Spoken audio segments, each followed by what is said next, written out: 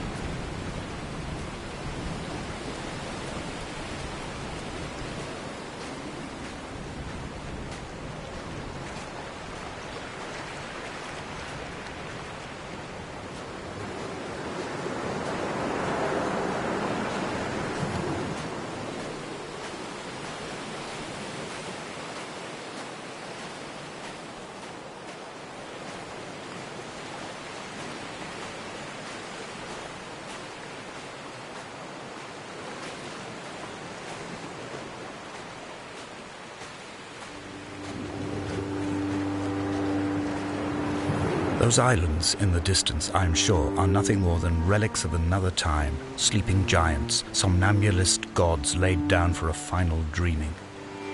I wash the sand from my lips and grip my wrist ever more tightly. My shaking arms will not support my fading diaries.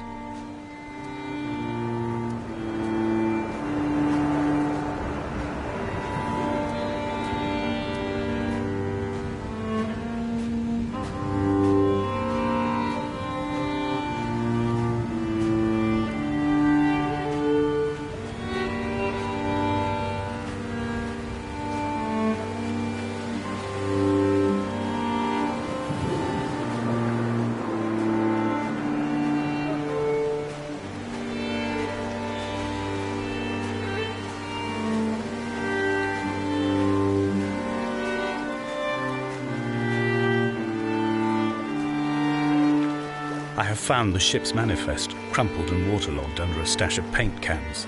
It tells me that along with this present cargo, there was a large quantity of antacid yogurt bound for the European market. It must have washed out to sea. God knows there are no longer gulls or goats here to eat it.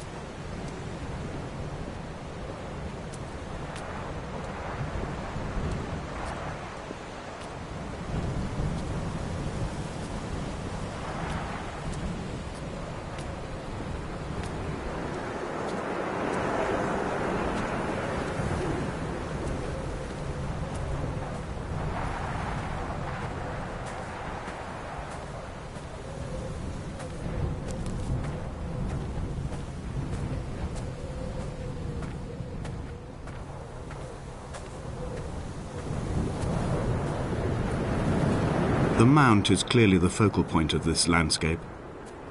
It almost appears so well placed as to be artificial. I find myself easily slipping into the delusional state of ascribing purpose, deliberate motive to everything here. Was this island formed during the moment of impact? When we were torn loose from our moorings and the seatbelts cut motorway lanes into our chests and shoulders, did it first break surface then?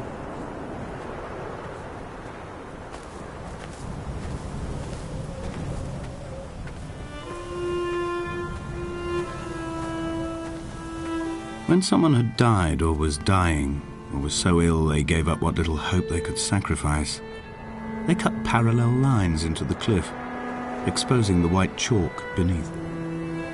You could see them from the mainland or the fishing boats, and know to send aid or impose a cordon of protection, and wait a generation until whatever pestilence stalked the cliff paths died along with its hosts.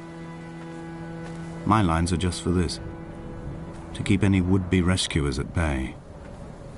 The infection is not simply of the flesh.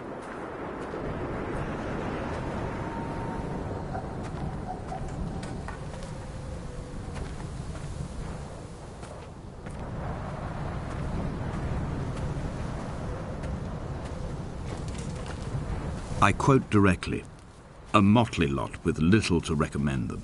I have now spent 3 days in their company. That is, I fear, enough for any man not born amongst them.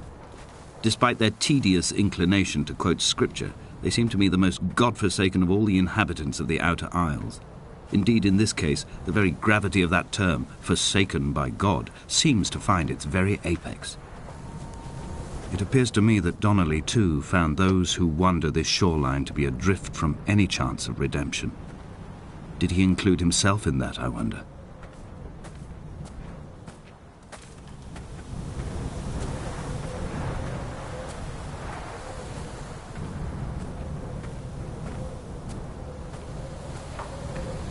Dear Esther, I met Paul. I made my own little pilgrimage. My Damascus, a small semi-detached on the outskirts of Wolverhampton. We drank coffee in his kitchen and tried to connect to one another. Although he knew I hadn't come in search of an apology, reason or retribution, he still spiraled in panic, thrown high and lucid by his own dented bonnet. Responsibility had made him old. Like us, he'd already passed beyond any conceivable boundary of life.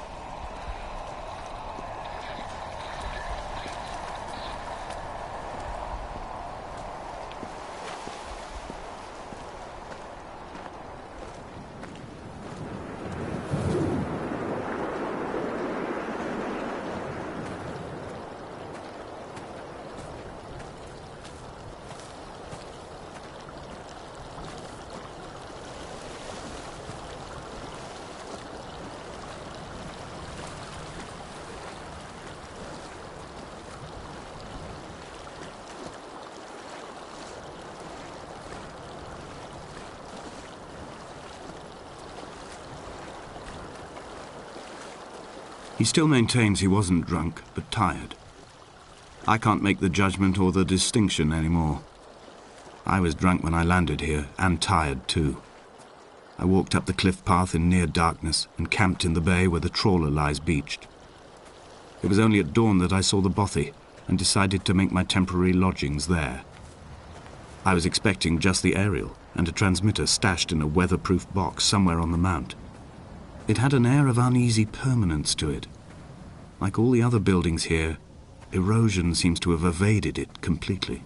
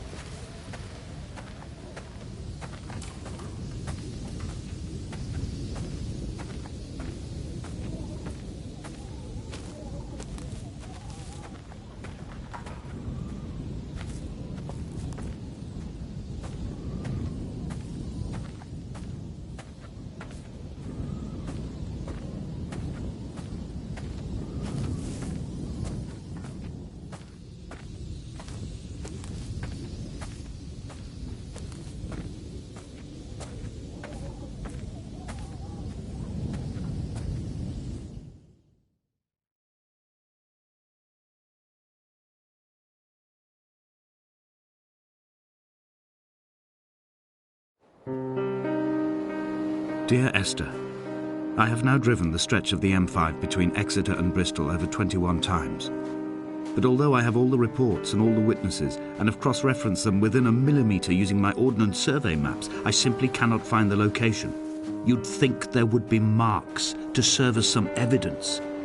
It's somewhere between the turn-off for Sandford and the welcome brake services. But although I can always see it in my rear-view mirror, I have as yet been unable to pull ashore.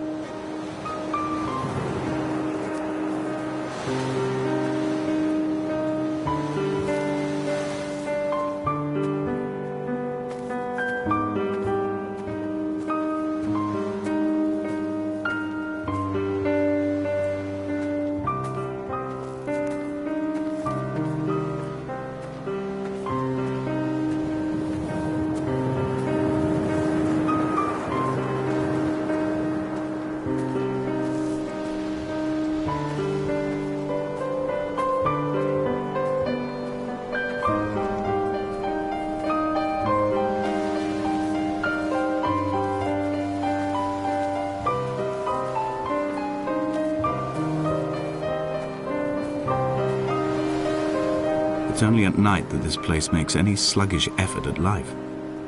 You can see the buoy and the aerial. I've been taking to sleeping through the day in an attempt to resurrect myself. I can feel the last days drawing upon me. There's little point now in continuation. There must be something new to find here. Some nook or some cranny that offers a perspective worth clinging to. I've burnt my bridges. I've sunk my boats and watched them go to water.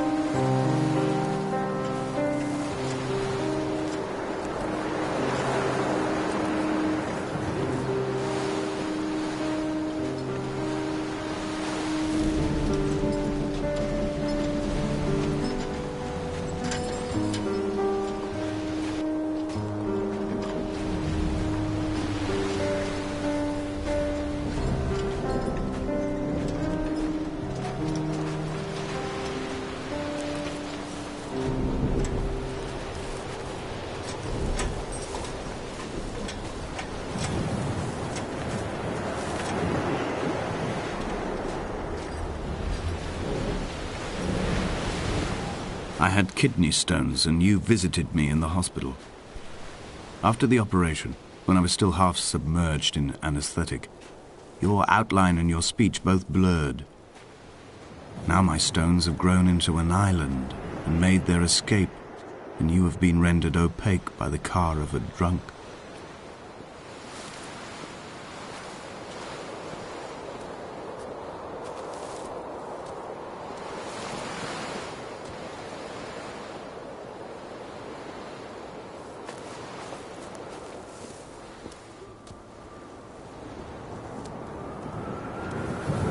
What charnel house lies at the foot of this abyss?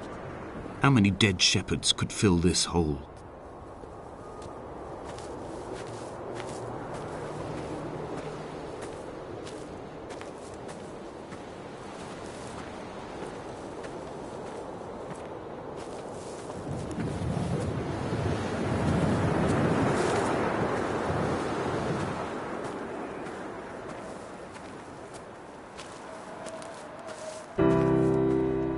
I've begun to climb, away from the sea and towards the centre.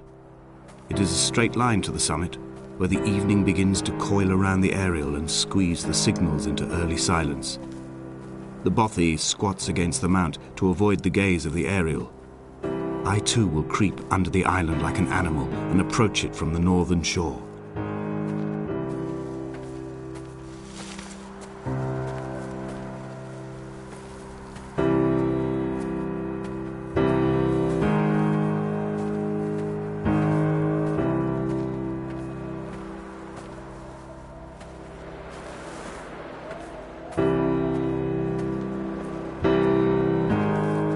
The bothy was constructed originally in the early 1700s.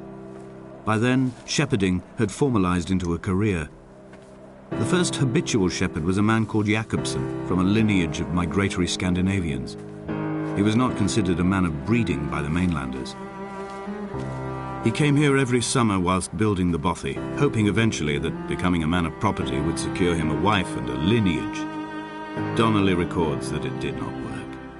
He caught some disease from his malcontented goats and died 2 years after completing it. There was no one to carve white lines into the cliff for him either.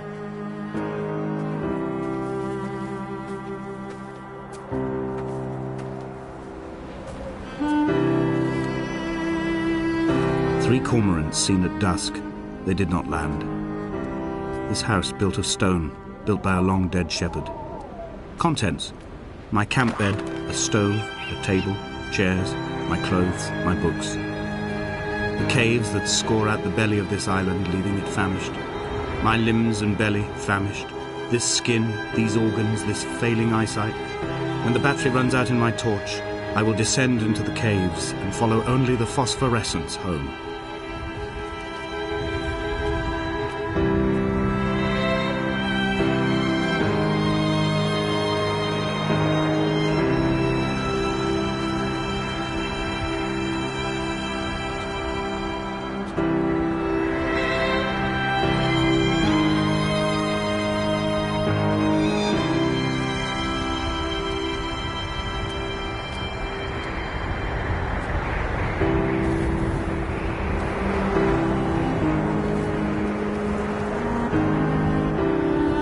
What to make of Donnelly, the laudanum and the syphilis?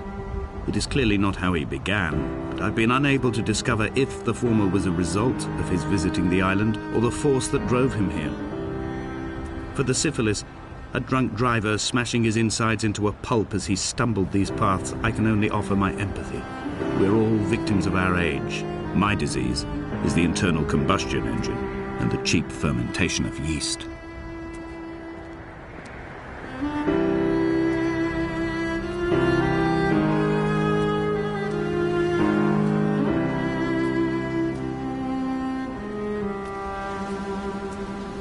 They found Jakobsen in early spring. The thaw had only just come. Even though he'd been dead nearly 7 months, his body had been frozen right down to the nerves and had not even begun to decompose. He'd struggled halfway down the cliff path, perhaps looking for some lost goat, or perhaps in a delirium, and expired, curled into a claw right under the winter moon. Even the animals shunned his corpse. The mainlanders thought to bring it home unlucky. Donnelly claims they dragged it to the caves to thaw out and rot, but he is proving an unreliable witness.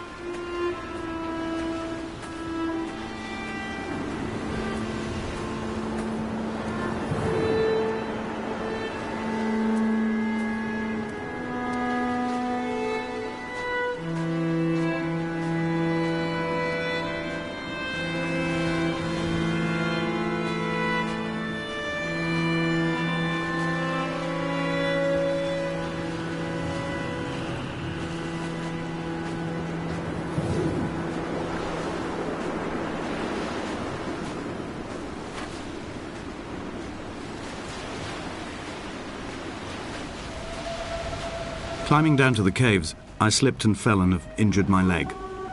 I think the femur is broken. It is clearly infected. The skin has turned a bright, tight pink, and the pain is crashing in on waves, winter tides against my shoreline, drowning out the ache of my stones. I struggled back to the bothy to rest, but it has become clear that there is only one way this is likely to end. The medical supplies I looted from the trawler have suddenly found their purpose. They will keep me lucid for my final ascent.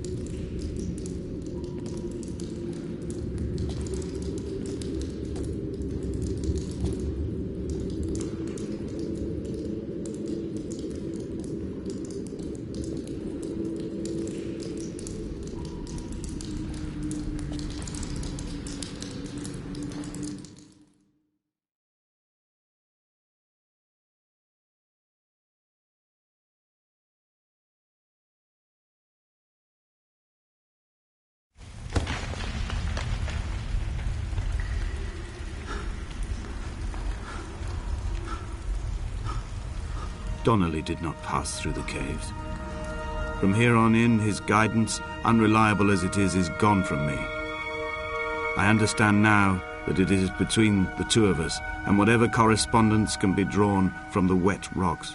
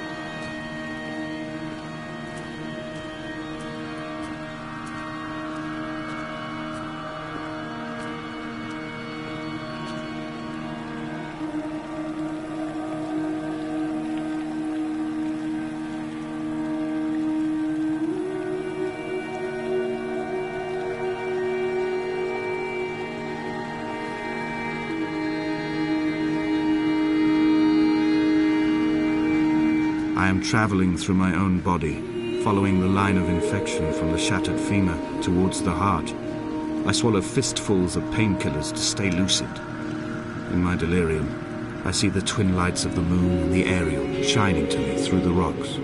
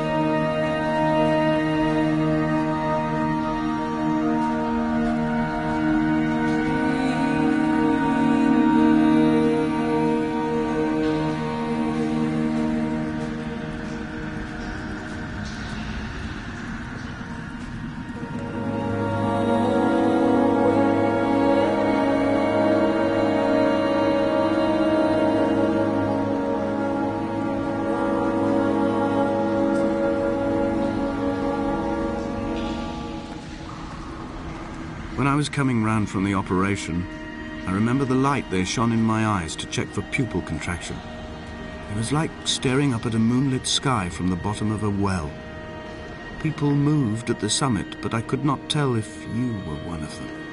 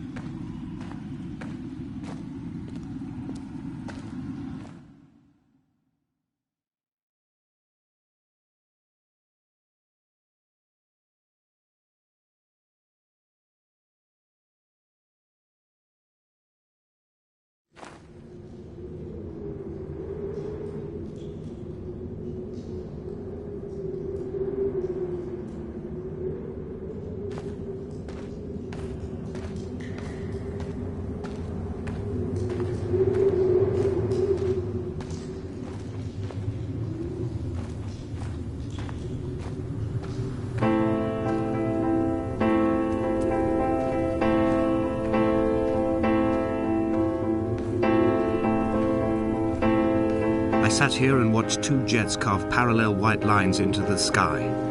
They charted their course, and I followed them for 21 minutes until they turned off near Sanford and were lost.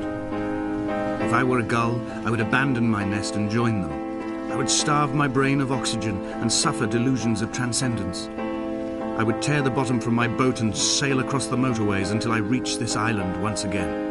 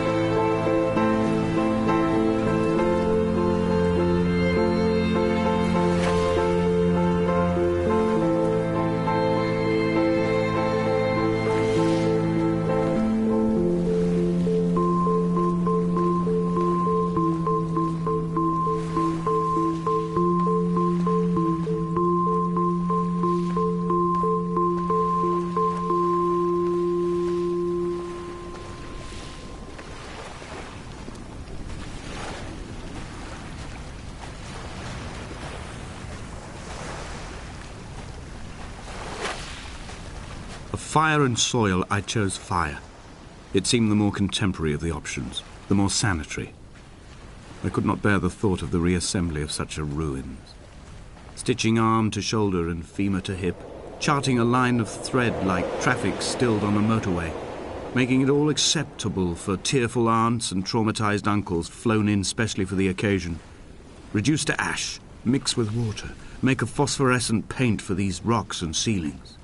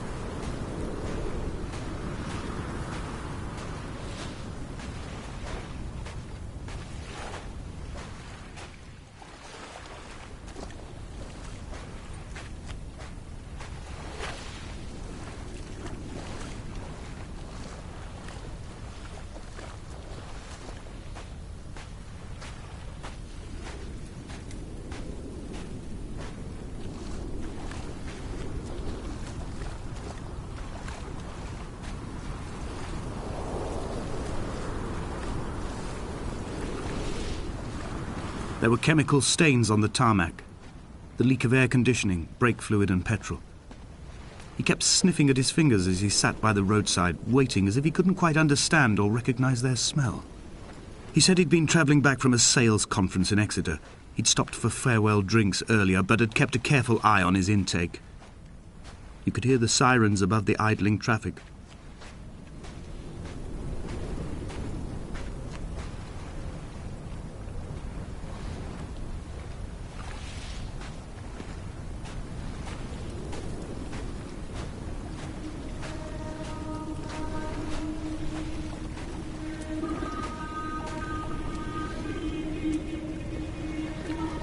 From here, I can see my armada. I collected all the letters I'd ever meant to send to you, if I'd have ever made it to the mainland, but had instead collected at the bottom of my rucksack, and I spread them out along the lost beach. Then I took each and every one, and I folded them into boats. I folded you into the creases, and then, as the sun was setting, I set the fleet to sail. Shattered into 21 pieces, I consigned you to the Atlantic, and I sat here until I'd watched all of you sink.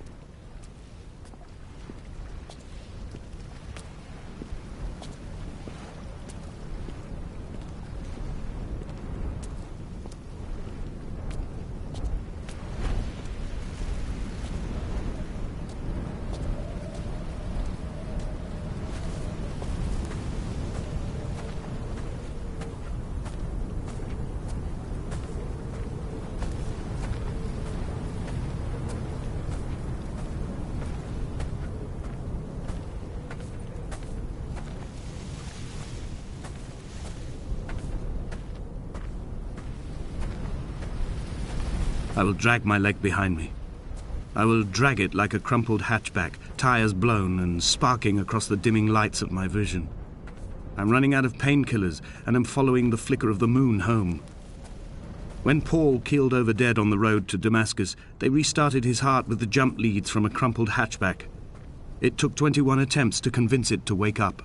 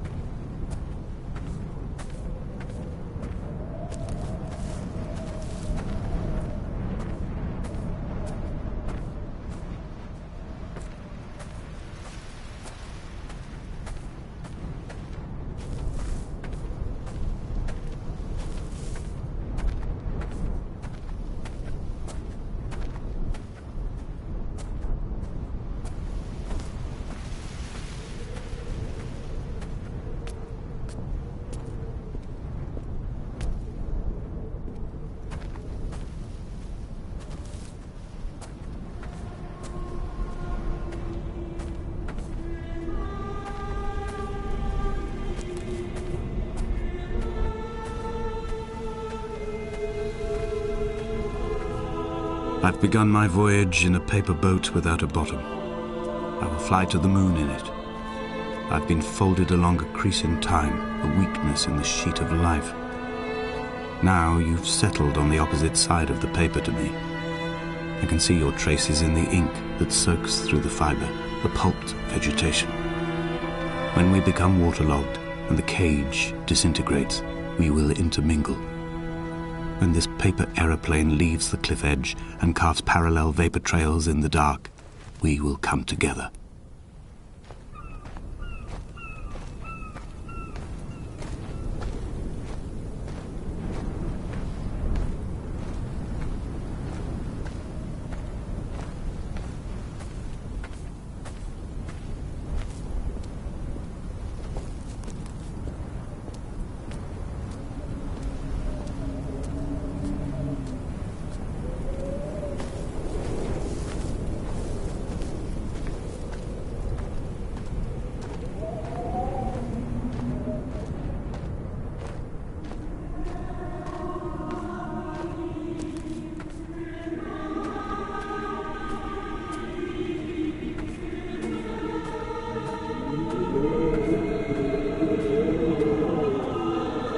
If only Donnelly had experienced this, he would have realized he was his own shoreline, as am I.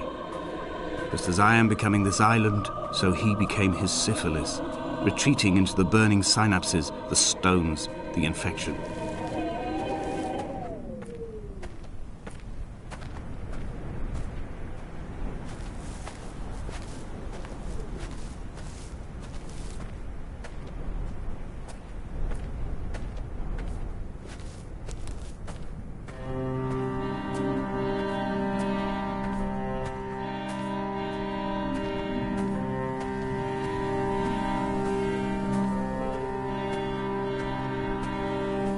The stones in my stomach will weigh me down and ensure my descent is true and straight.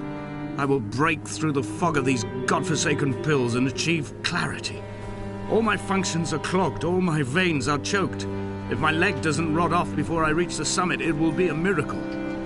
There are 21 connections in the circuit diagram of the anti-lock brakes. There are 21 species of gull inhabiting these islands. It is 21 miles between the Sandford Junction and the turn-off for home. All these things cannot, will not be a coincidence.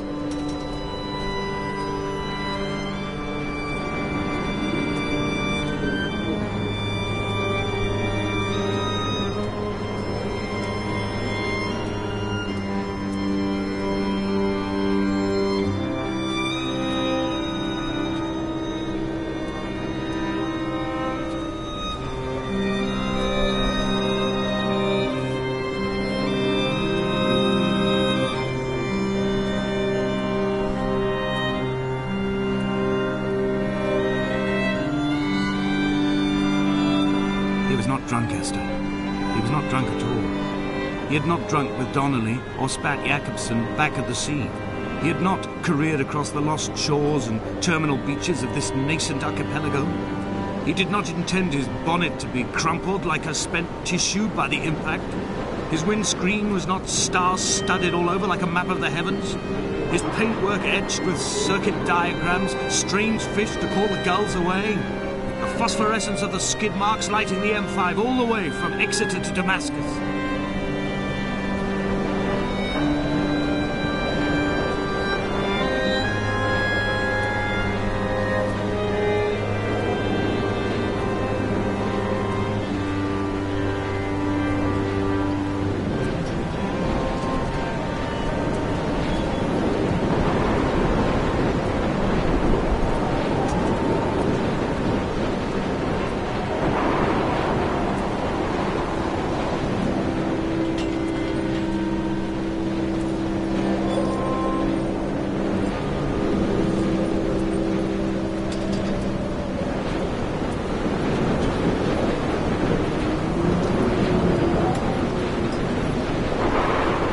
Run out of places to climb.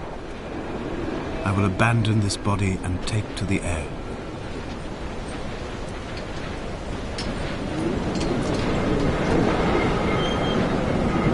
Dear Esther, I have burnt my belongings, my books, this death certificate.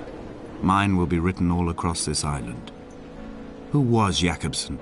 Who remembers him? Donnelly has written of him, but who was Donnelly? Who remembers him?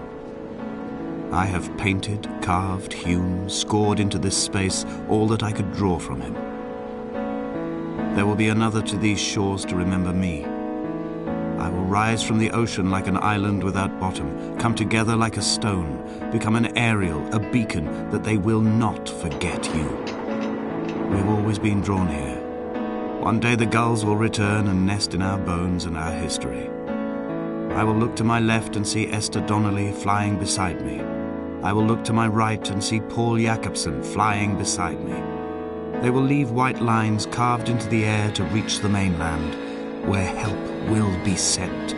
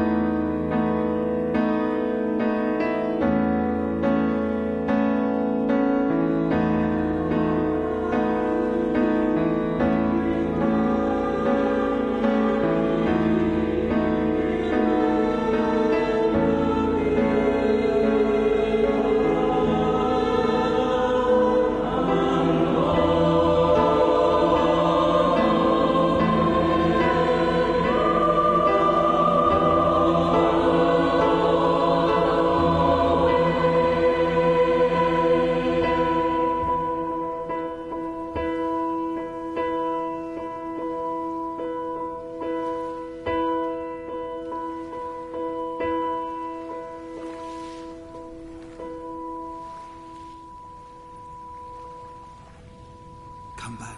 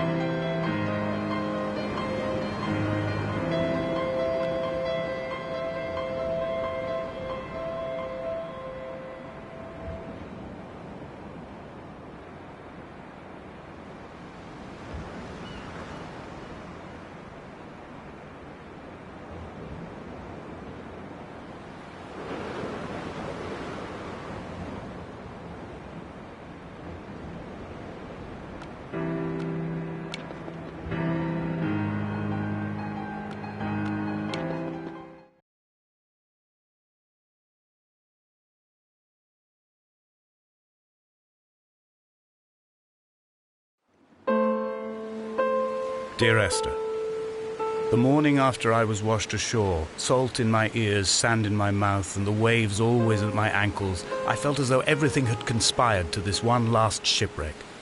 I remembered nothing but water, stones in my belly and my shoes, threatening to drag me under to where only the most listless of creatures swim.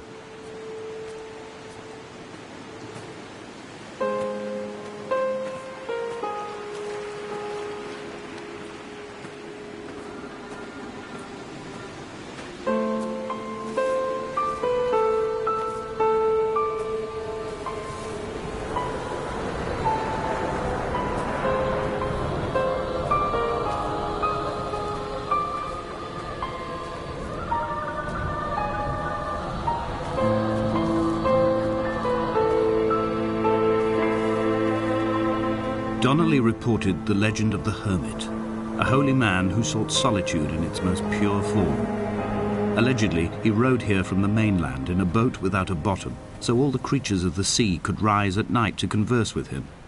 How disappointed he must have been with their chatter. Perhaps now, when all that haunts the ocean is the rubbish dumped from the tankers, he'd find more peace. They say he threw his arms wide in a valley on the south side, and the cliff opened up to provide him shelter. They say he died of fever 116 years later.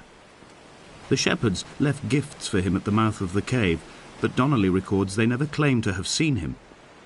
I have visited the cave and I have left my gifts, but like them, I appear to be an unworthy subject of his solitude.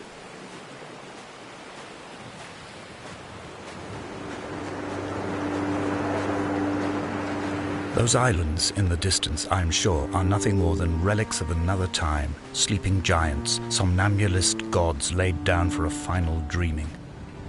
I wash the sand from my lips and grip my wrist ever more tightly. My shaking arms will not support my fading diaries.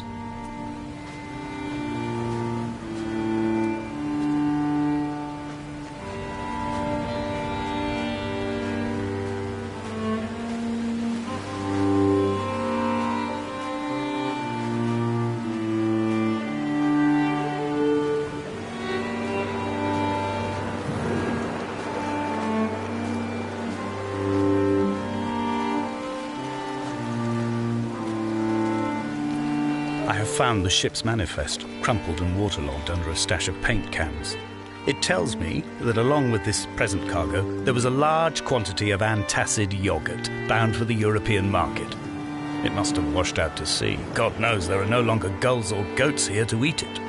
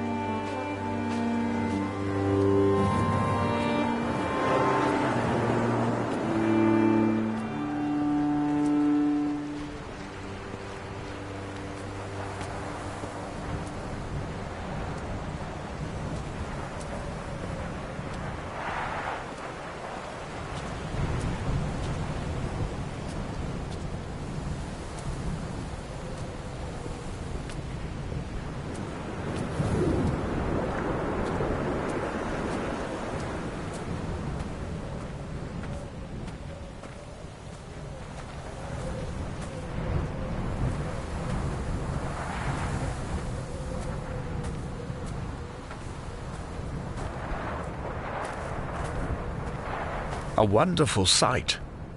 The moon cresting the junction between the cliff path and the stone circle. It cast a shadow of the ridge across the beach, all the world as if you had signed your name in untidy handwriting.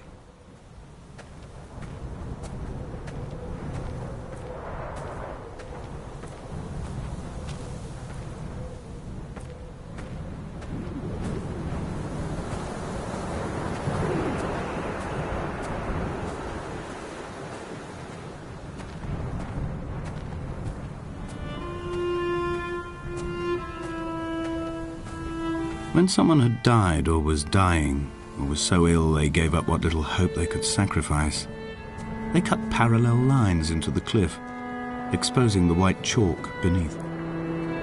You could see them from the mainland or the fishing boats, and know to send aid or impose a cordon of protection, and wait a generation until whatever pestilence stalked the cliff paths died along with its hosts. My lines are just for this, to keep any would-be rescuers at bay. The infection is not simply of the flesh.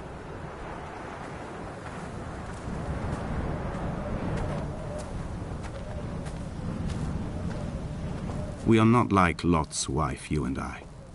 We feel no particular need to turn back. There's nothing to be seen if we did.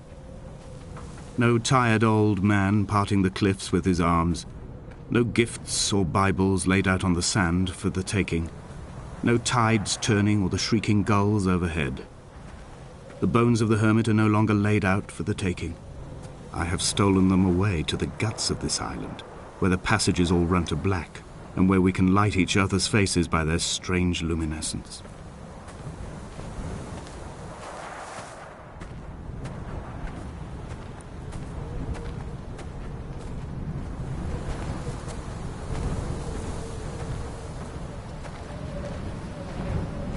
Dear Esther, I met Paul. I made my own little pilgrimage.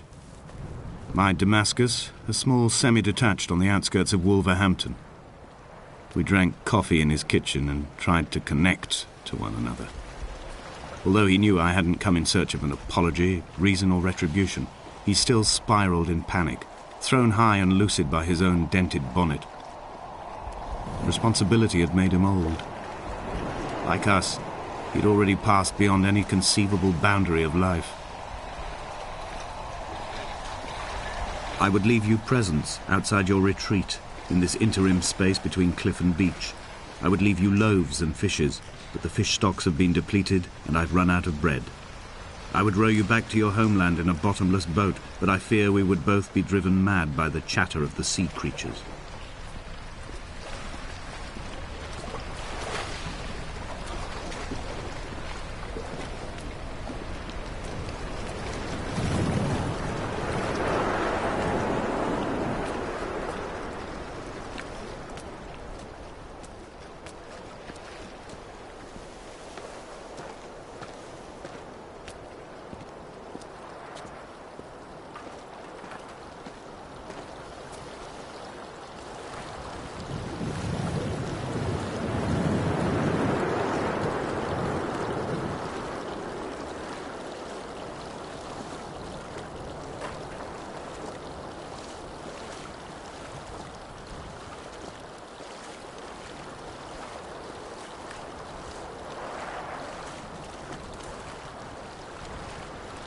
The vegetation here has fossilized from the roots up.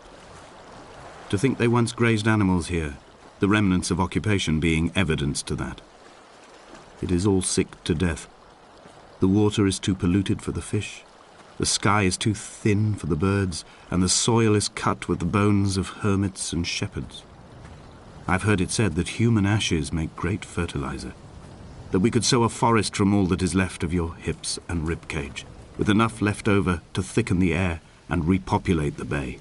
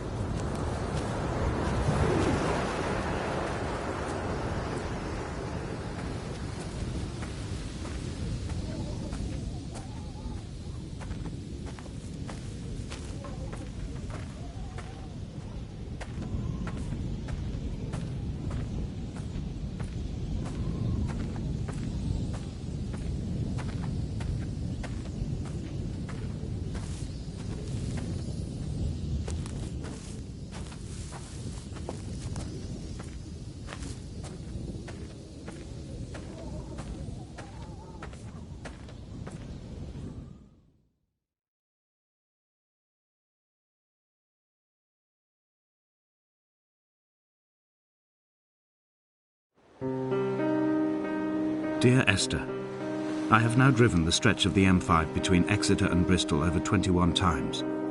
But although I have all the reports and all the witnesses, and have cross-referenced them within a millimetre using my Ordnance Survey maps, I simply cannot find the location. You'd think there would be marks to serve as some evidence. It's somewhere between the turn-off for Sanford and the welcome brake services, but although I can always see it in my rear-view mirror, I have as yet been unable to pull ashore.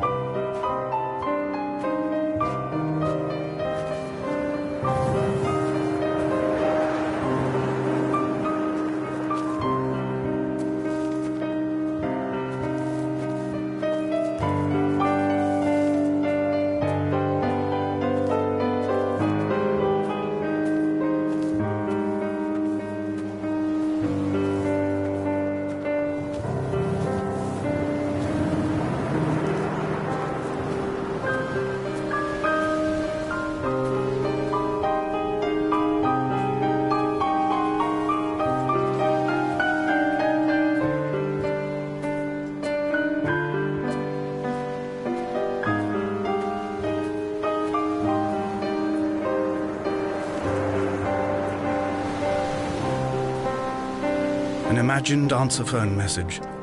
The tyres are flat, the wheel spins loosely, and the brake fluid has run like ink over this map, staining the landmarks and rendering the coastline mute, compromised. Where you saw galaxies, I saw only bruises cut into the cliff by my lack of sobriety.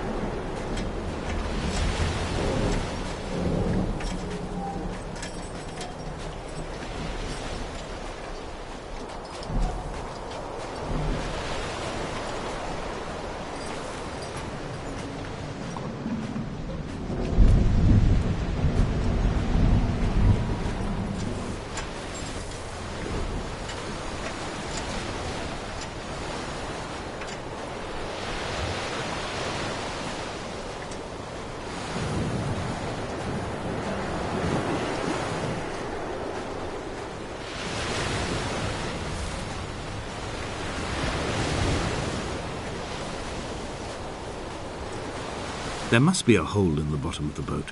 How else could new hermits have arrived?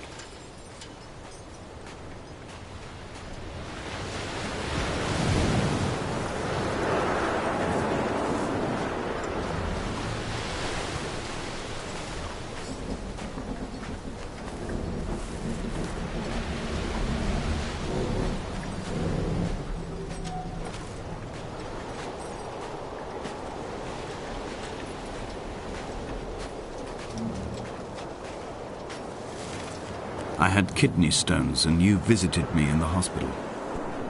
After the operation, when I was still half submerged in anesthetic, your outline and your speech both blurred. Now my stones have grown into an island and made their escape, and you have been rendered opaque by the car of a drunk.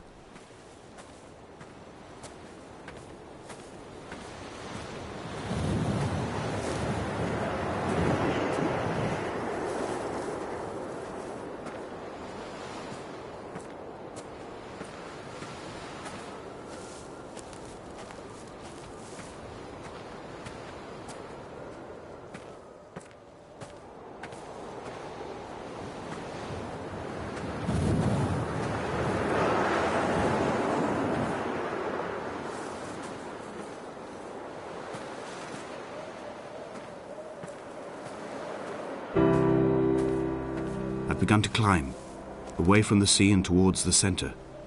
It is a straight line to the summit, where the evening begins to coil around the aerial and squeeze the signals into early silence. The bothy squats against the mount to avoid the gaze of the aerial. I too will creep under the island like an animal and approach it from the northern shore.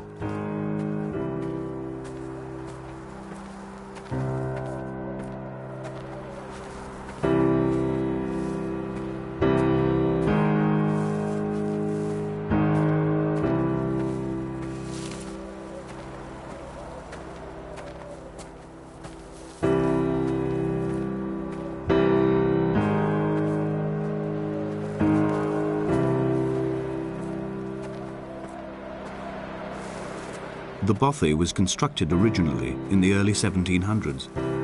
By then, shepherding had formalized into a career. The first habitual shepherd was a man called Jakobsen, from a lineage of migratory Scandinavians.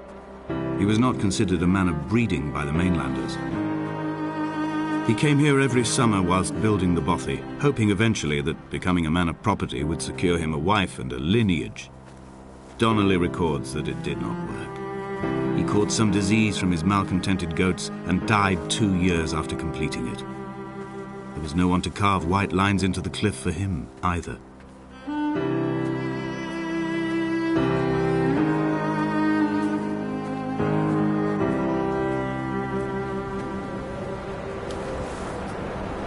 Inventory. A trestle table we spread wallpaper on in our first home. A folding chair. I laughed at you for bringing camping in the lakes. I was uncomfortable later and you laughed then. This diary, the bed with the broken springs. Once asleep you have to remember not to dream. A change of clothes, Donnelly's book, stolen from Edinburgh Library on the way here. I will burn them all on the last morning and make an aerial of my own.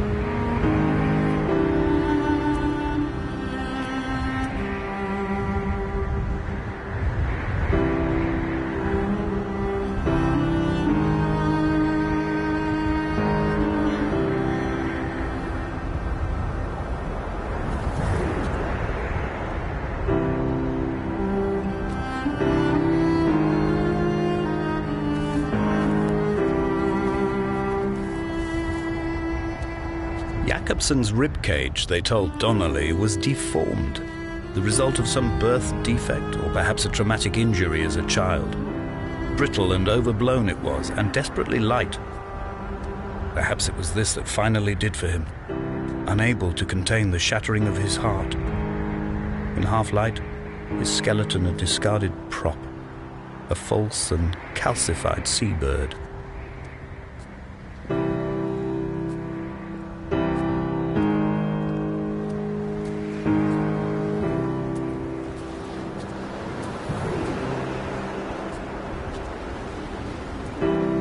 They found Jakobsen in early spring.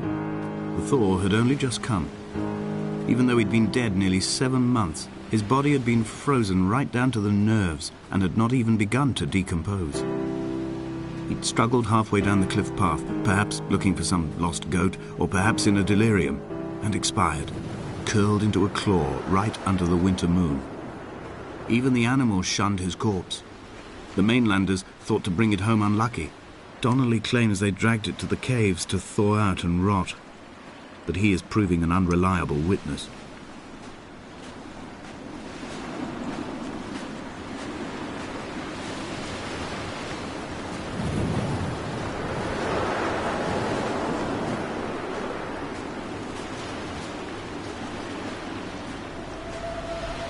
Climbing down to the caves, I slipped and fell and have injured my leg.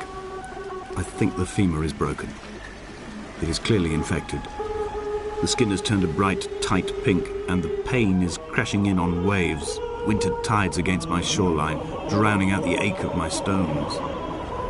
I struggled back to the bothy to rest, but it has become clear that there is only one way this is likely to end. The medical supplies I looted from the trawler have suddenly found their purpose. They will keep me lucid for my final ascent.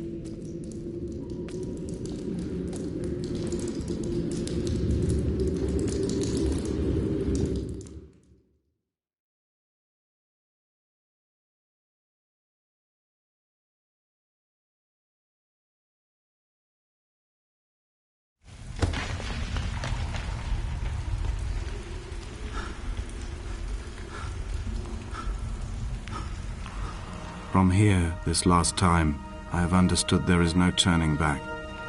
The torch is failing along with my resolve. I can hear the singing of the sea creatures from the passages above me, and they are promising the return of the gulls.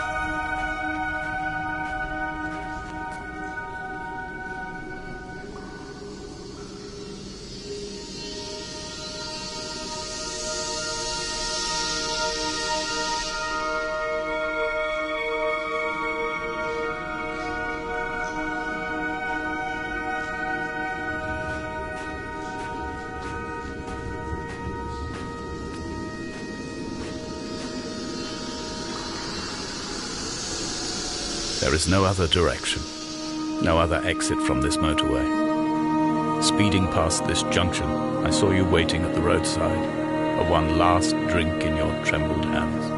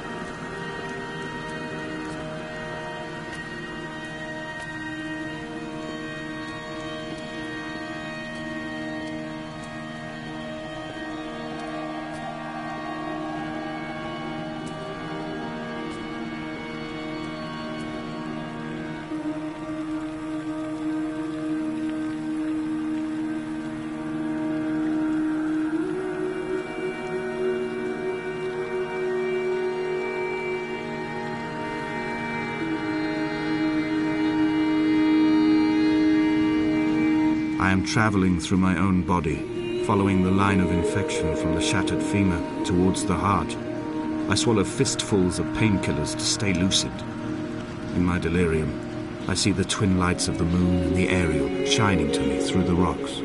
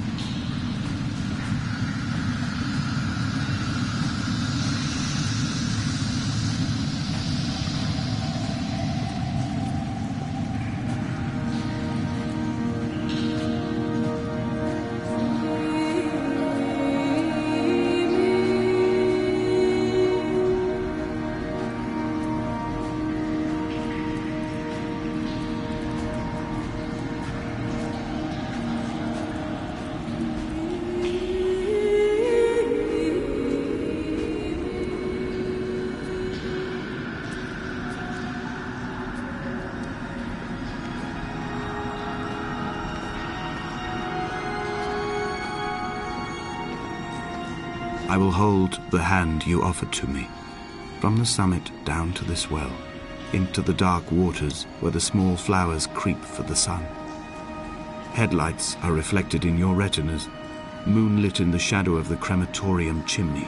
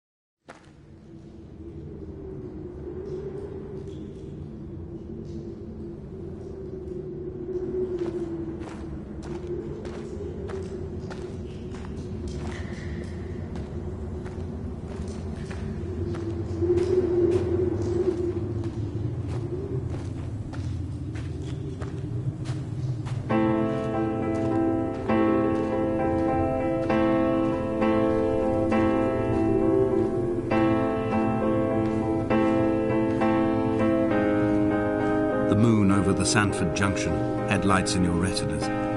Donnelly drove a grey hatchback without a bottom. All the creatures of the tarmac rose to sing to him. All manner of symbols crudely scrawled across the cliff face of my unrest. My life reduced to an electrical diagram. All my gulls have taken flight. They will no longer roost on these outcrops. The lure of the moon over the Sandford Junction is too strong.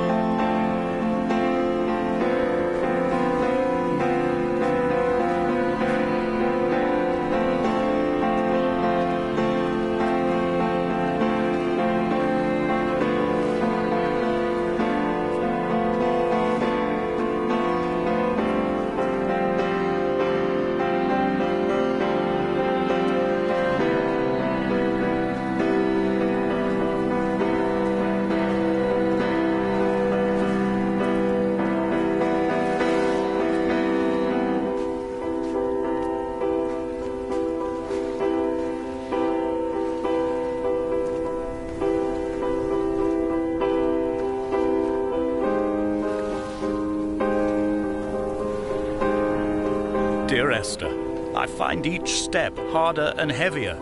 I drag Donnelly's corpse on my back across these rocks, and all I hear are his whispers of guilt, his reminders, his burnt letters, his neatly folded clothes. He tells me I was not drunk at all.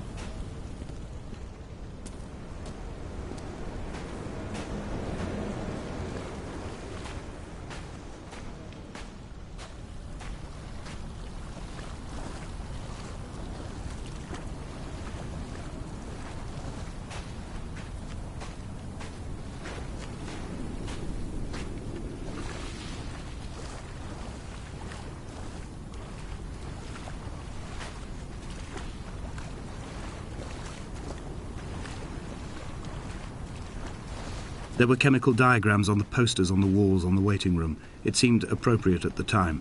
Still life abstractions of the processes which had already begun to break down your nerves and your muscles in the next room. I crammed diazepam as I once crammed for chemistry examinations. I am revising my options for a long and happy life.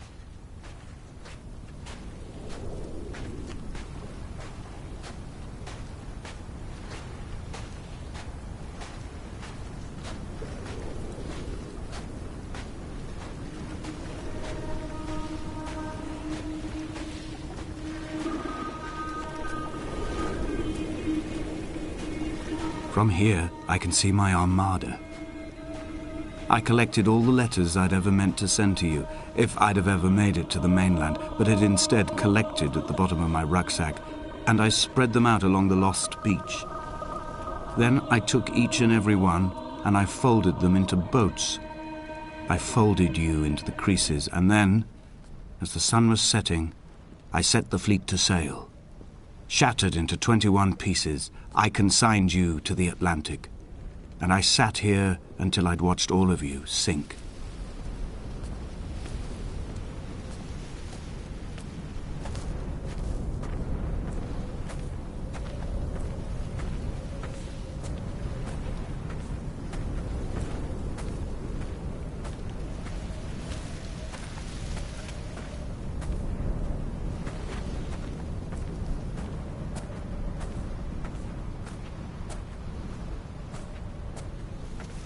When Paul keeled over dead on the road to Damascus, they resuscitated him by hitting him in the chest with stones gathered by the roadside. He was lifeless for 21 minutes, certainly long enough for the oxygen levels in his brain to have decreased and caused hallucinations and delusions of transcendence. I'm running out of painkillers, and the moon has become almost unbearably bright.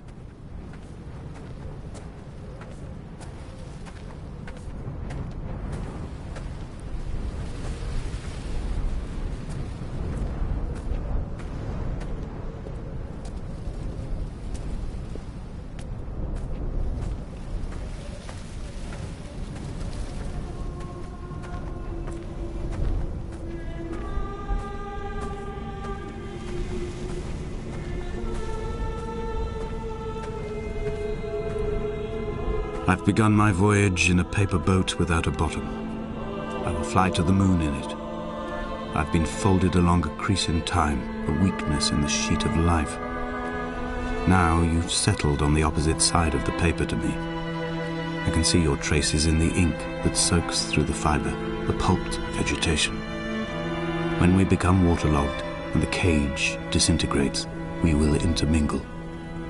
When this paper aeroplane leaves the cliff edge and carves parallel vapor trails in the dark, we will come together.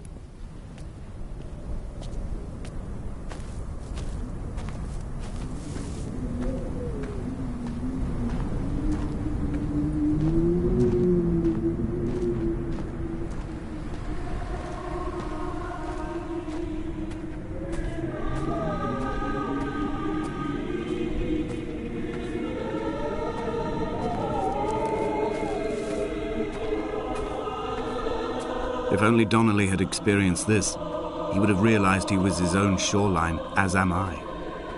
Just as I am becoming this island, so he became his syphilis, retreating into the burning synapses, the stones, the infection.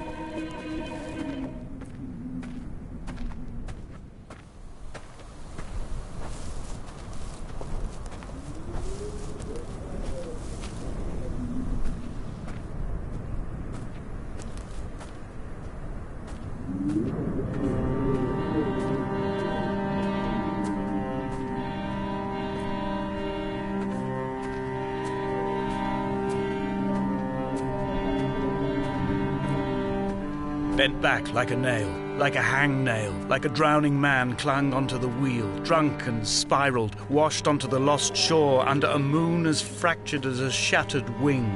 We cleave, we are flight and suspended, these wretched painkillers, this form inconstant. I will take flight, I will take flight.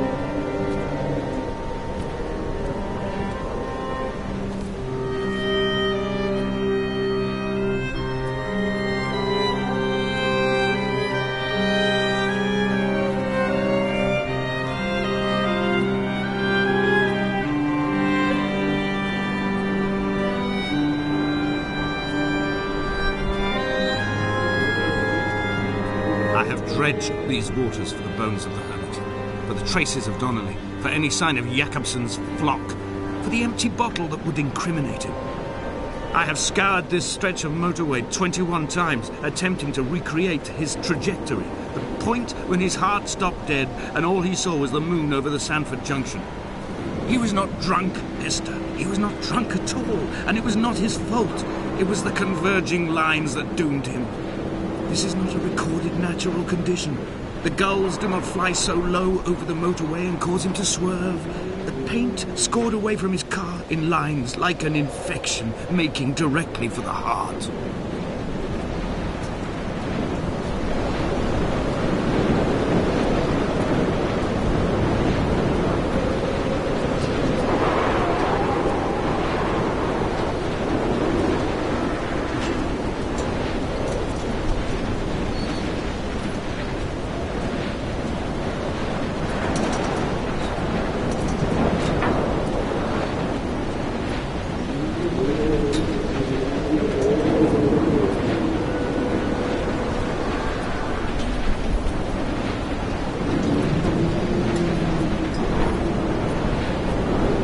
Twin vapor trails in the air, white lines etched into these rocks.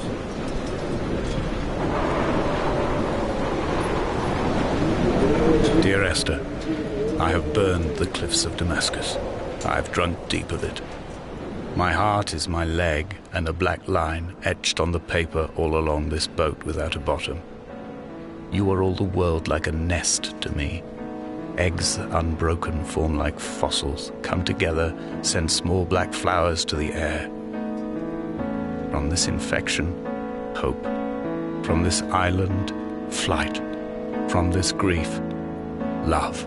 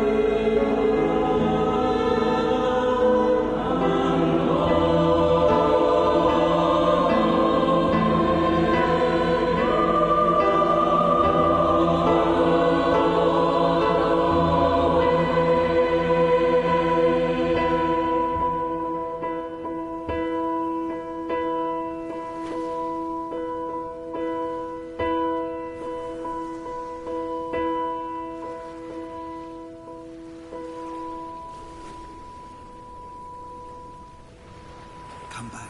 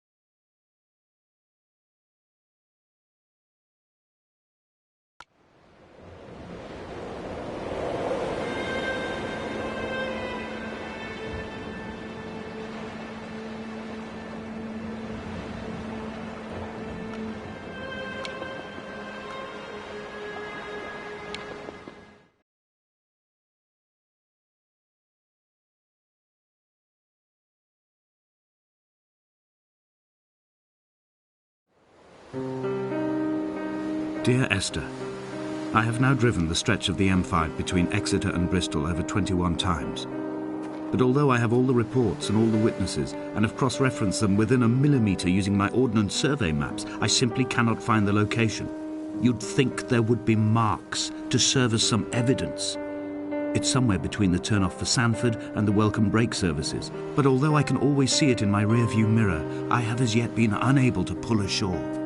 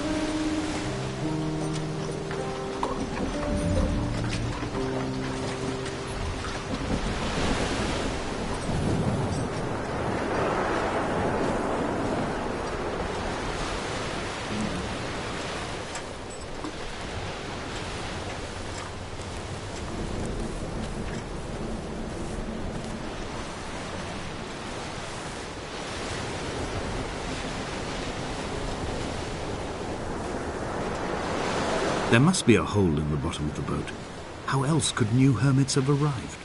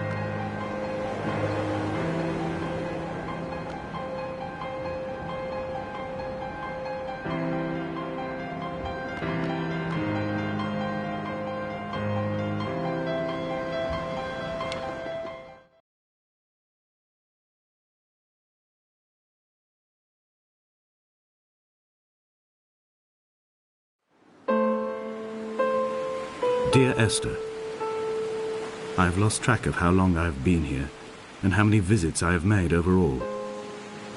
Certainly the landmarks are now so familiar to me that I have to remind myself to actually see the forms and shapes in front of me. I could stumble blind across these rocks, the edges of these precipices, without fear of missing my step and plummeting down to sea. Besides, I have always considered that if one is to fall, it is critical to keep one's eyes firmly open.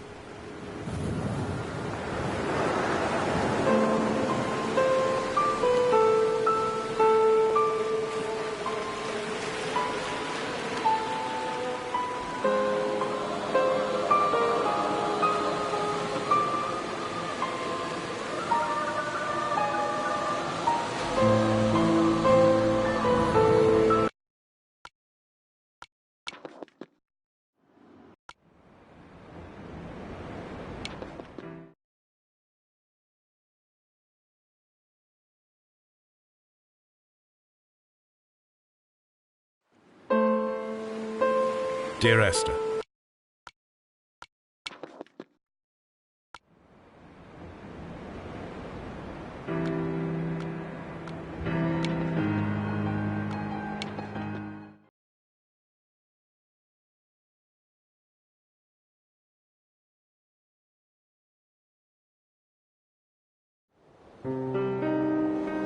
Dear Esther, I have now driven the stretch of the M5 between Exeter and Bristol over 21 times.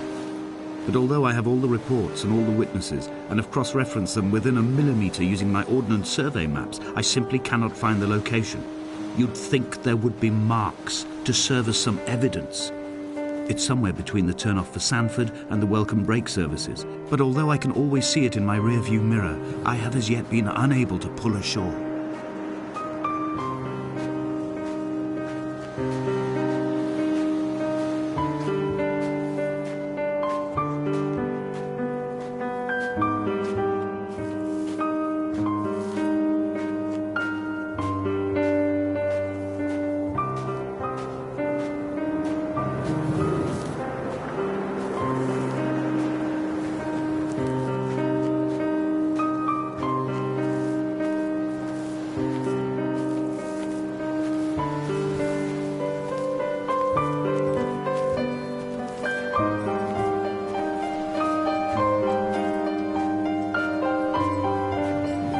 I had kidney stones and you visited me in the hospital.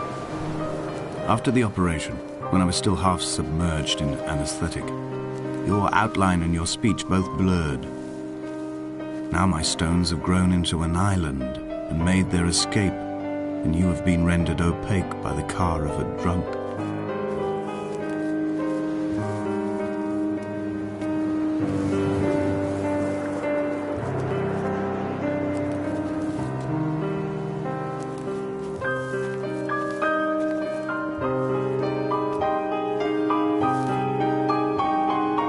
When I first looked into the shaft, I swear I felt the stones in my stomach shift in recognition.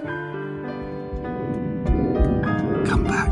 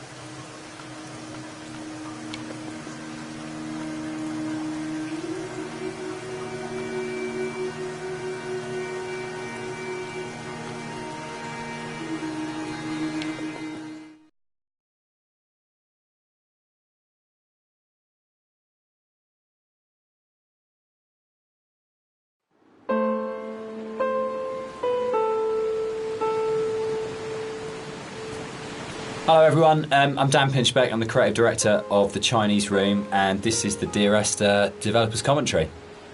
Hi, I'm Robert Briscoe, I'm the artist on Dear Esther.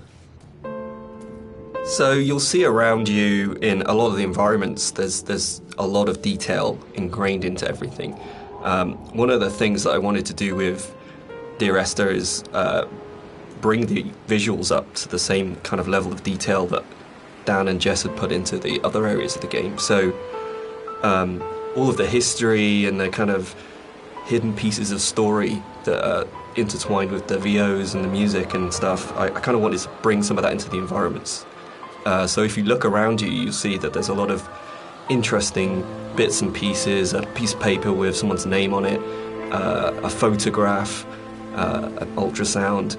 All of these little bits and pieces are kind of laid in to just kind of bring another aspect of the story into the game. And also, they're actually randomized, so every time you play, you'll see something different lying around. Part of the point about the whole game, I think, was this idea that rather than having a linear, straight-through version of the story, that we could have multiple story units for each place you were, and I was really interested in this idea of how you can open up that space that people can interpret. So I loved the idea that you could have two people that had played this game and then would have a conversation about it, and one of them would say, oh, what did you think about when this happened? And the other person would be like, well, that didn't happen for me. I had a completely different... When I wrote the music for the mod of Dear Esther, there was absolutely no budget whatsoever for live players, so all the music was sampled. But one of the good things about that is it actually forced me to be quite creative about how I wrote the music. So with my background in sound art... Everything about Esther, for me, is a dream. The landscape is not an island, it's the dream of an island. The music is like music that you wake up because you've heard in your sleep, but you're not conscious of hearing it. And the language in the story was supposed to be like that as well. It didn't matter the sense it made, it was more about the kind of the shapes it created, if that makes sense. So that the words would were like this symbol on the beach, which is the golden ratio, is one of the only things that's really left explicitly from the mod. In the original mod, there was an awful lot of more kind of symbols and kind of a much more kind of mystical, sort of magical element to the island. There was a lot of very weird stuff in there, and a lot of them came out of the commercial version because they felt like they were a little bit explicit. And instead, So something I wanted to do as an artist was create some kind of reward for the player when they explore the island. There are some areas of the game where it's a little bit more quieter, there's no music or there's no voiceovers. So I kind of wanted to create a bit of an incentive for people to explore.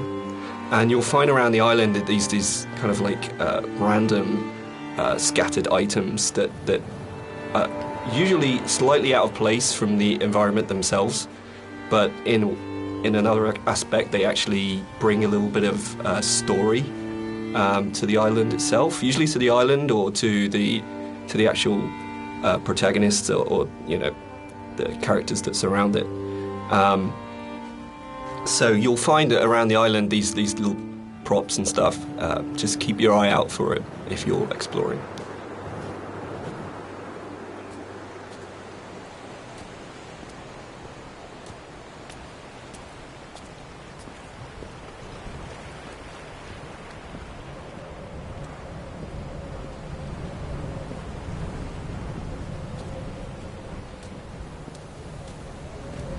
So people have asked why the Dear Esther's set on a Hebridean island. What's really interesting about this is one of those times when your kind of aspirations as an artist and the practical realities kind of dovetail. We knew that we had to have some way of limiting the player from disappearing off the play space, and when we made the original, it was a mod, and because it was a Half-Life 2 mod, you kind of had Eastern European city, spaceship, or blasted, desolate landscape, were your three options if you didn't want to start making any other assets. So it started off with these practical constraints. We don't want to set it. One of the things you're always trying to do as a composer is create memorable themes. And a slight confession is that probably the most memorable theme, which is Remember in Dear Esther, wasn't actually created for the game. Rob's looking shocked. So it was actually from a piece of choral music that I'd written years before, based on a Christina Rossetti poem called Remember. And one of the things I was talking about earlier was how I didn't have any budget. So I had this piece of choral music, and I thought, hang on, this is absolutely perfect for Esther, but I don't want to use all of it. So the only bit that you actually get in the game. White Lines. Yeah. They actually did this. It was really cool. I found this historical document. They used to do this on Boré and the Hebrides. If their disease broke out, Really? they'd actually chip out and expose the chalk.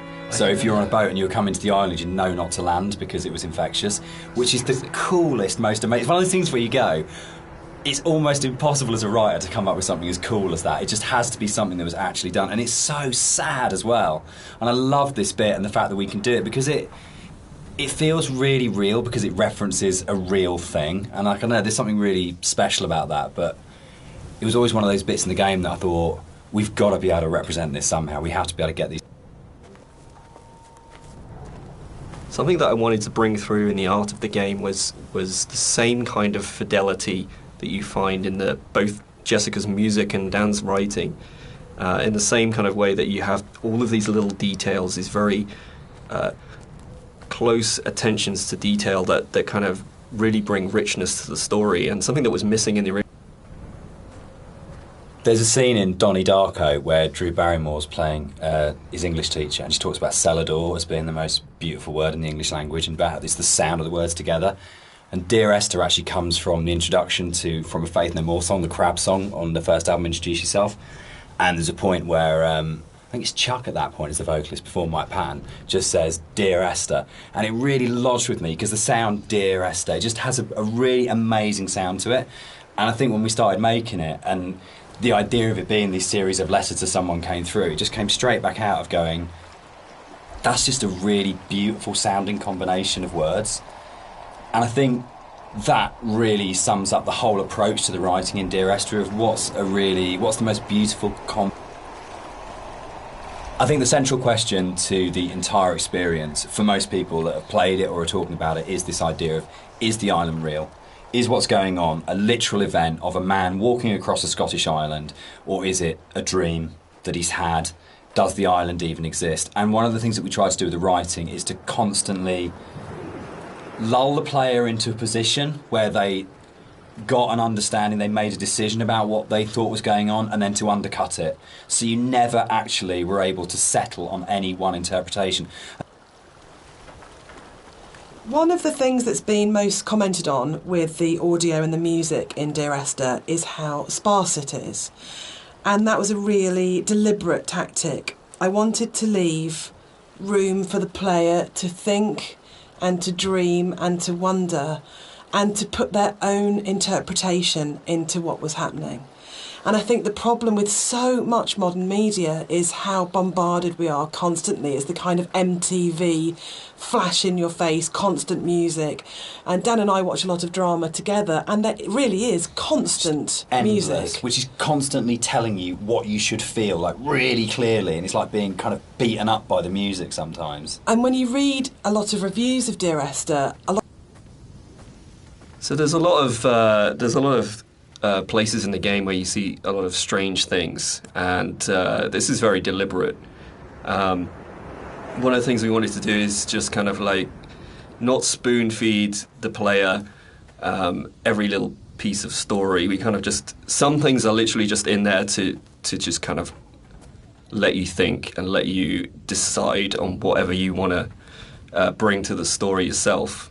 So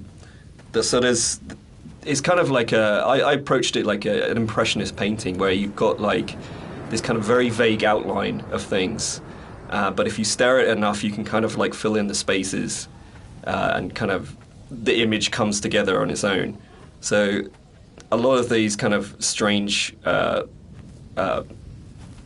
pieces of geography and stuff, that's really kind of deliberate in some ways, just to kind of keep the player's mind open and kind of bring their own interpretations of the story through that.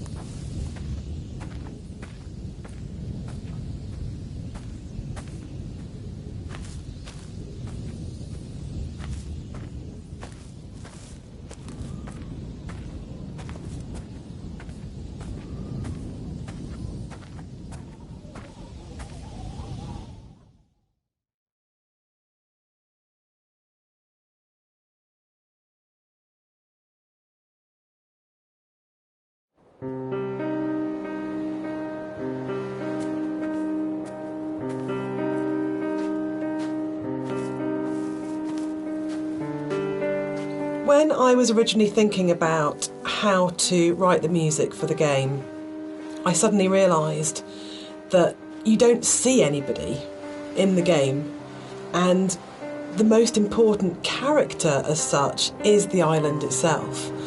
So one of the things that I did with the music was to write the island as if she or he were a character in its own right. And that's really important, I think, that you're going through.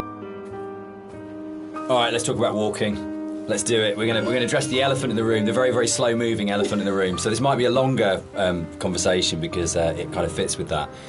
So Esther was the first of the what are now called walking simulators, and it was really interesting that for us it didn't feel that weird to have a game that was slower than normal, where actually there was lots of time to just walk around and think and look at things. And it was amazing at the time how this was seen as completely revolutionary, and it's really interesting, and it's amazing to see how many other games have kind of like taken it on board. For me, it came from, I didn't see it as being odd to have a game where very little happened, where you thought about what you were doing. The radio mast in Dear Esther was obviously there as a really important kind of design feature, as well as its place within the story. And that, I think, came from, it was really interesting, it being a Half-Life mod to begin with, and the Citadel in Half-Life 2, that it tells you how far you are through the game. You're always looking up to the skyline, am I closer to the Citadel, can I see it? And it lets you know how near you are to the end of the game. And it was really important because Esther's so open in a way, and because there isn't this, you're not using kind of shootouts or kind of gating it with combat encounters to kind of constantly keep you moving. But it was really, really important that you always had that focal point of going, I know exactly from the beginning. So something you'll notice as you look around the environment is, from a distance you see the landscape. It's kind of a beautiful place in some ways, but something I wanted to bring to the game was that there's this second layer beneath the surface. Whereas if you look at things closely, you see that the actual island itself is very polluted. It's kind of very. We cast and did all the voice direction for Esther ourselves for the mod, and it was basically Jess and I on a casting website just listening to people's show reels and finding what's the voice of this thing. And there was never any question about Nigel. I think we heard his show reel for the first time around. It's probably been listened to sort of 30 or 40 actors, and we started listening to his show reel and just both looked at each other and went, that's it, that's him. And it was amazing when Nigel came in. We had, I think, a day and a half to do the whole thing. And he just did that amazing thing that really, really great actors did. If he just walked in, got in front of the microphone, and more or less did the entire thing in one take. And we did hardly any retakes on anything. It just felt like his instinct for the character in the game was so strong that he just, without... So this hole in the ground was kind of a difficult thing in some ways. It's a bit of a challenging aspect of the game. Because, in some ways, it kind of like...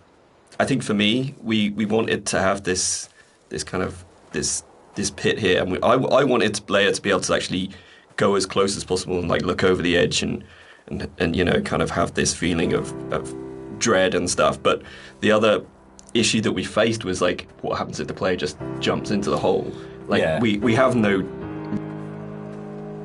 One of the really important jobs of a composer, I think, is to provide the player or the listener with different emotional tones and states.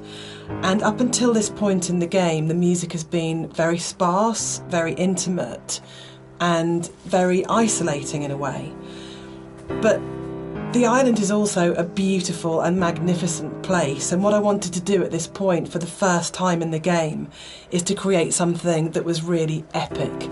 So we go from that shift in scale where it's very intimate and small to suddenly realising that this is an extraordinary and magical place to be, as well as a difficult and quite sad and melancholic place to be.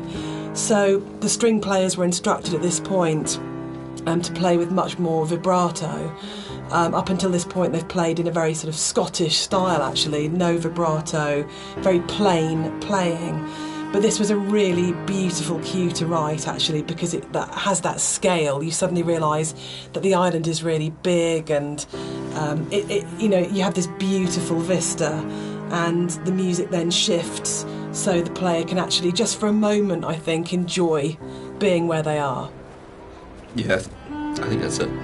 Can I? Inside the bothy, there is a randomised chance that you can find an ultrasound picture on the table, and I think it's the one instance of randomisation in the game that is like the pinnacle of it, because the idea that Esther was pregnant when she died. So as you leave the bothy and the seagull takes off, that's the one jump scare in the game, which is kind of interesting, because when we made it, we kind of had to, you know, we kind of called it a ghost story, but there was no intention really. We kind of wanted this dreamy, hallucinatory type thing. But when it came out, people started coming back and saying, this game is absolutely terrifying. I was really, really frightened. And that was really amazing. And I think it's because nothing happens. We're so trained in games to go, there's stimulus all the time, that if nothing happens, you're waiting for something to happen. And kind of, I tend to go back to again and again the whole sequence in Dead Space 2 when you go back to the Ishimura, and it's like the best bit of Dead Space 2, because for what feels like hours, but it's probably only about 15 minutes. So one of the things that influenced the visuals quite a lot was the tech limitations at the time, and also the kind of themes of the game. Like, tech-wise, we were never ever going to kind of achieve photorealism. And I think that was a good thing. I mean, really, it made us sort of stretch out into other areas, and for me as an artist, it kind of made me think a little bit more creatively. We should probably talk about some of the inspirations behind it. I'm on a strict you don't talk about Stalker kind of thing going on here. But when Rob and I started talking, I think one of the first things that we kind of discovered was how much we're both obsessed with Stalker. And I think that was one of the major things behind it in terms of when people talk about game inspirations. I mean, for me, there's a lot of FPS stuff in there, Doom, System Shock, but I think Stalker probably more than anything else. And Roadside Picnic, the Strugatsky novel that Stalker's based on, of the idea of this incredible space that you didn't understand, that's simultaneously beautiful and threatening. And I think sort of Tarkovsky's kind of films kind of play into that as well, particularly his version of Stalker, that you want to have this place that you feel rather than think about. And for me, that was like really kind of core to all of the inspirations for the game, was this is a space that is about feeling, not thinking. Yeah, I think the movies in particular, I think I hadn't watched the movies. I'd read the book and I played the game, but when I watched the movie, it kind of all made sense to me, like why I like the game so much and why I like the story. It's just like every shot is like a painting. It's like every shot has its story to tell. There's very little dialogue in the actual movie itself. There's just these long, lingering shots, and each shot is amazingly beautiful in its kind of desolation. And for me, that was like a huge influence, you know. One of the more interesting and challenging things to do in the visual side of things is to kind of create an emotional connection with the player. With the music, it's very strong, and the dialogue can kind of help you to feel what the character's feeling, but to kind of really create an atmosphere and to create emotion, it's very difficult. So I designed a few things very subtly within the environment to kind of... One of the really important images in the game is the radio mast, and the soundscapes that I wrote for the game are really tied into this idea. So it's the concept of the tortured sounds that they're so broken down, they're so manipulated, and This is another of my favourite bits in the game, where you come along the edge of the sort of gully and you find hundreds of books, and it's one of the first times where most explicitly there's the suggestion that nothing you're seeing is real, because there's just no way that this can exist, and it's a really amazing, uncanny moment. But it works, I think, for me, because you just go, I don't understand it, but it's lodged somewhere in my head and I can't get rid of it and I can't unsee this. And I think for me, like in terms of my influences from books, I mean, there's the obvious sort of stuff like with Burroughs, Cut Up and things like that going on, but it comes to the kind of books that I really love that, like... One of the really important images in the game is the radio mast, and the soundscapes that I wrote for the game are really tied into this idea. So it's the concept of the tortured sounds that they're so broken down, they're so manipulated, and it really is supposed to represent the inner state of the protagonist at this point. It's that fractured understanding. So it kind of works on two levels, actually. We have the narrator who's trying to understand the journey that he's on, and we also have the audience's journey and their struggle for comprehension to understand what's going on in the game. So this distortion, this breaking down, this fragmented, kind of tortured sound really ties into the idea of the radio mast and that idea of communication, actually, that the game is trying to communicate something to you, the narrator's trying to tell you something, but it's so difficult to understand what that is.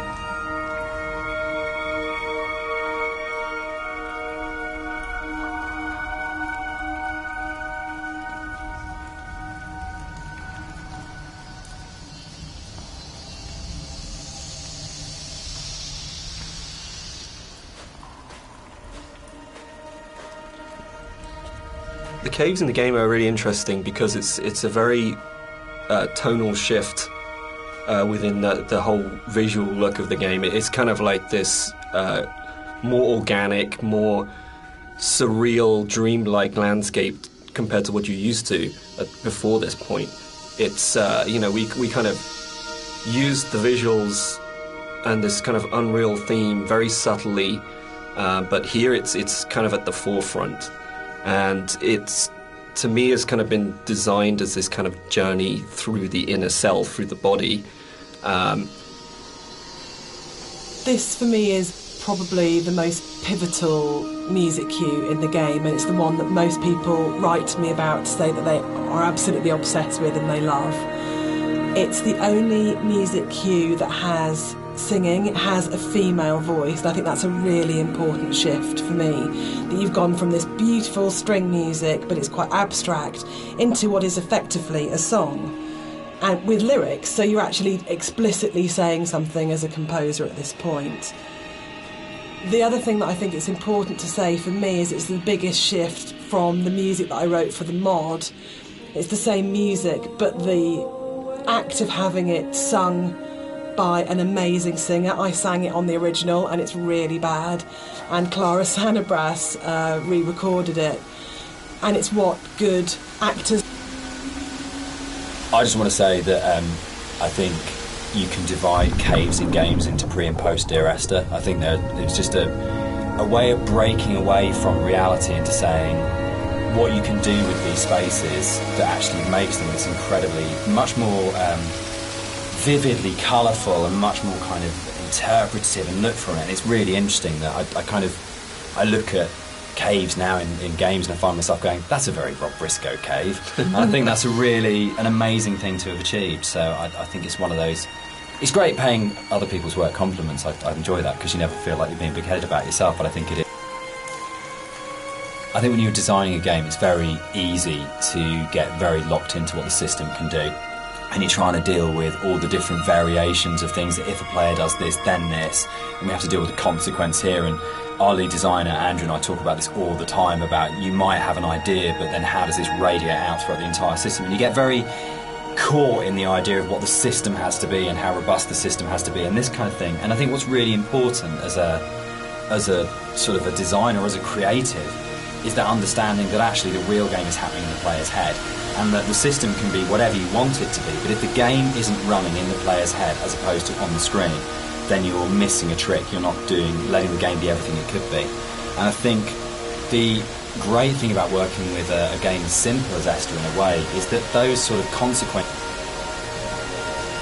What's really important to me is that Dear Esther started out as a Half-Life 2 mod, and if the Half-Life 2 modding community hadn't championed it and celebrated it and downloaded it a lot and talked about it and loved it, then it would never have been a game.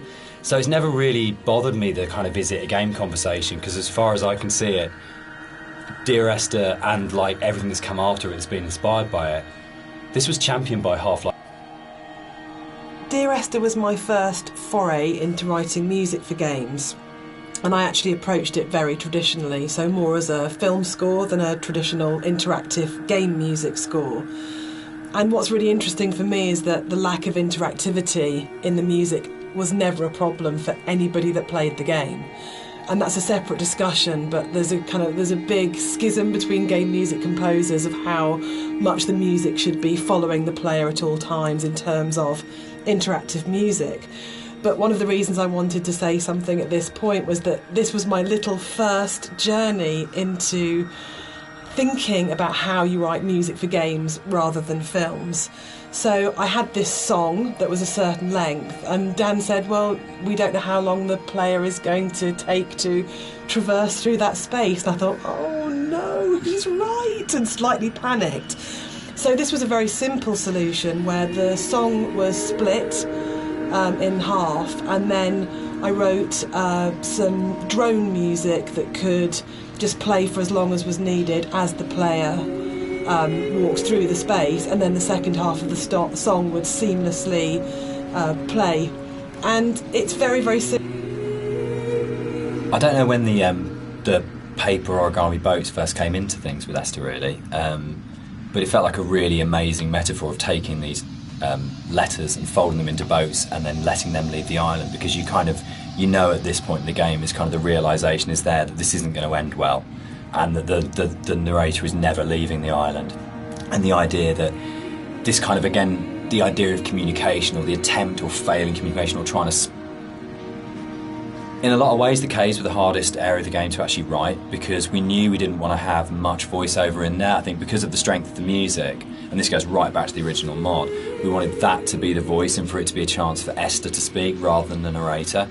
And we also wanted to have this break, so when the narrator came out from the caves, you had a real definite sense of something happening, and that he had changed as a result of this journey. So it meant it really felt wrong to have a lot of voiceover within there, but then that made it really difficult, because then you had like 4 one-sentence lines in there, and each one of those had to have an absolute clarity and to really, really kind of work. So I think for me, it was really interesting. It's like the difference between writing kind of fiction and writing poetry. When you read really amazing poets and you have that incredible surgical precision where every single word is considered and placed so absolutely, and rather than being able to kind of, because the narrator rambles quite naturally, you could kind of get into the flow of the narrator's ramble in other places in the level, and this was a real challenge because suddenly I was having to write like a poet, of going every single one of these words, every single cadence, every single... The sound here is a classic case of, again, what music I think does really well, which is you've had this soft, lyrical, beautiful, epic, dreamlike music, and then the moment you come out of the caves, you're into this really harsh soundscape, and the tonal shift is very, very brutal, I think, and deliberately so. you have very little music when you come out of the caves. You hear the wind, and it's a classic case of foreshadowing. So we know from this point that things are probably going to get bleaker, more difficult. And yeah, it's something that music does really well, I think, which is that emotional signalling and signposting.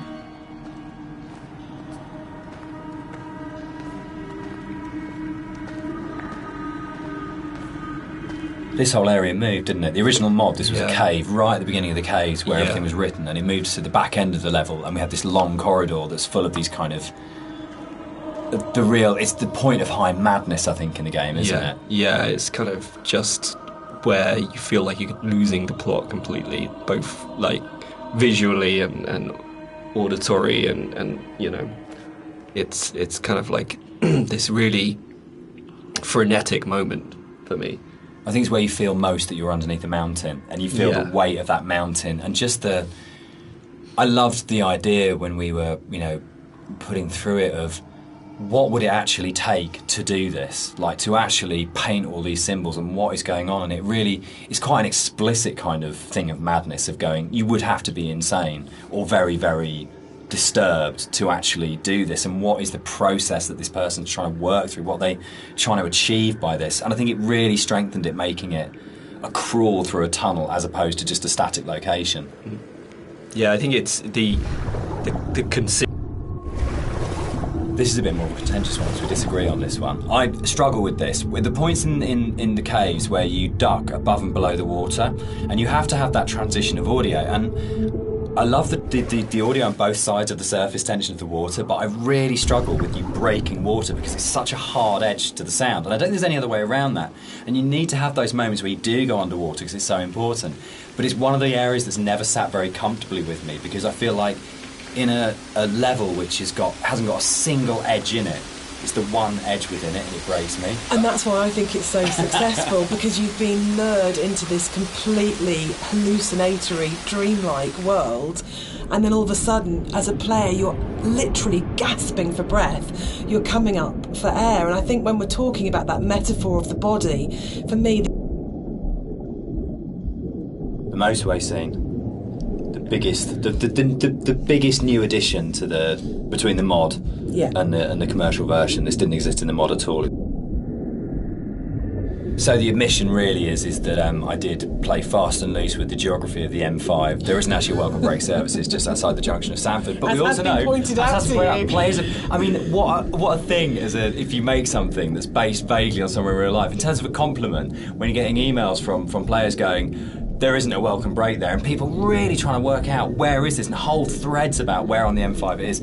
That's just the most amazing feeling. But I think what I really love about, what I think works really, really well in Esther, and again it's something that I think is really carried forward to our other games, is that a lot of the time we're not dealing with kind of like big, glamorous, amazing, epic places. It's a sort of like a ratty little island in the Hebrides. It's someone who lived in Wolverhampton. It's just outside, you know, a service station on a stretch of the M5.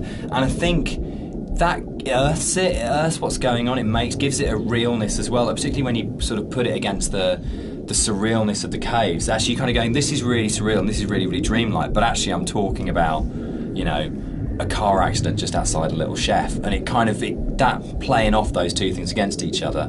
It's like making the ordinary extraordinary. Absolutely, yeah.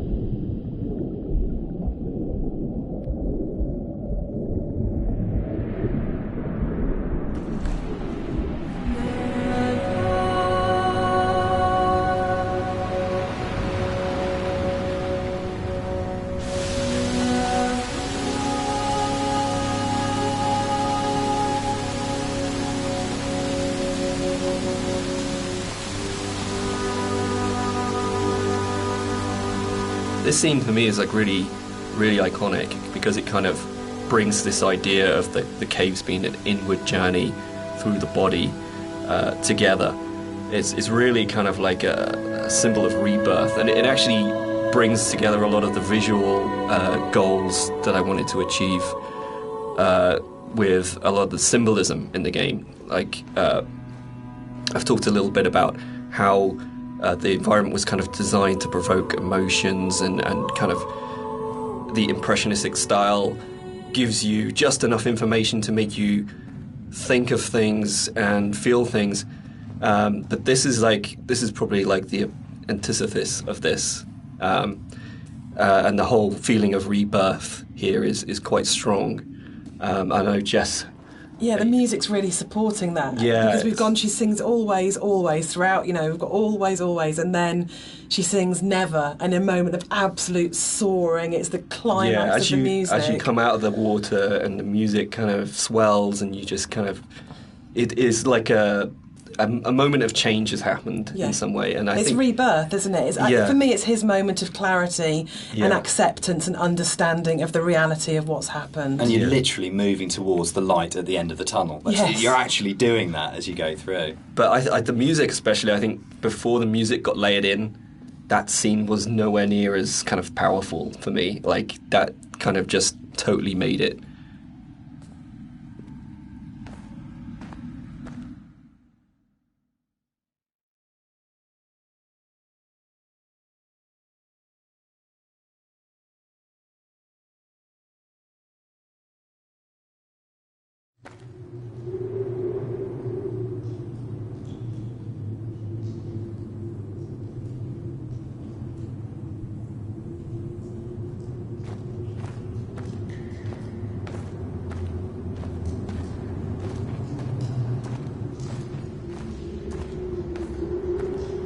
Dan and I had worked on lots of projects together, non-game projects, before we made Dear Esther.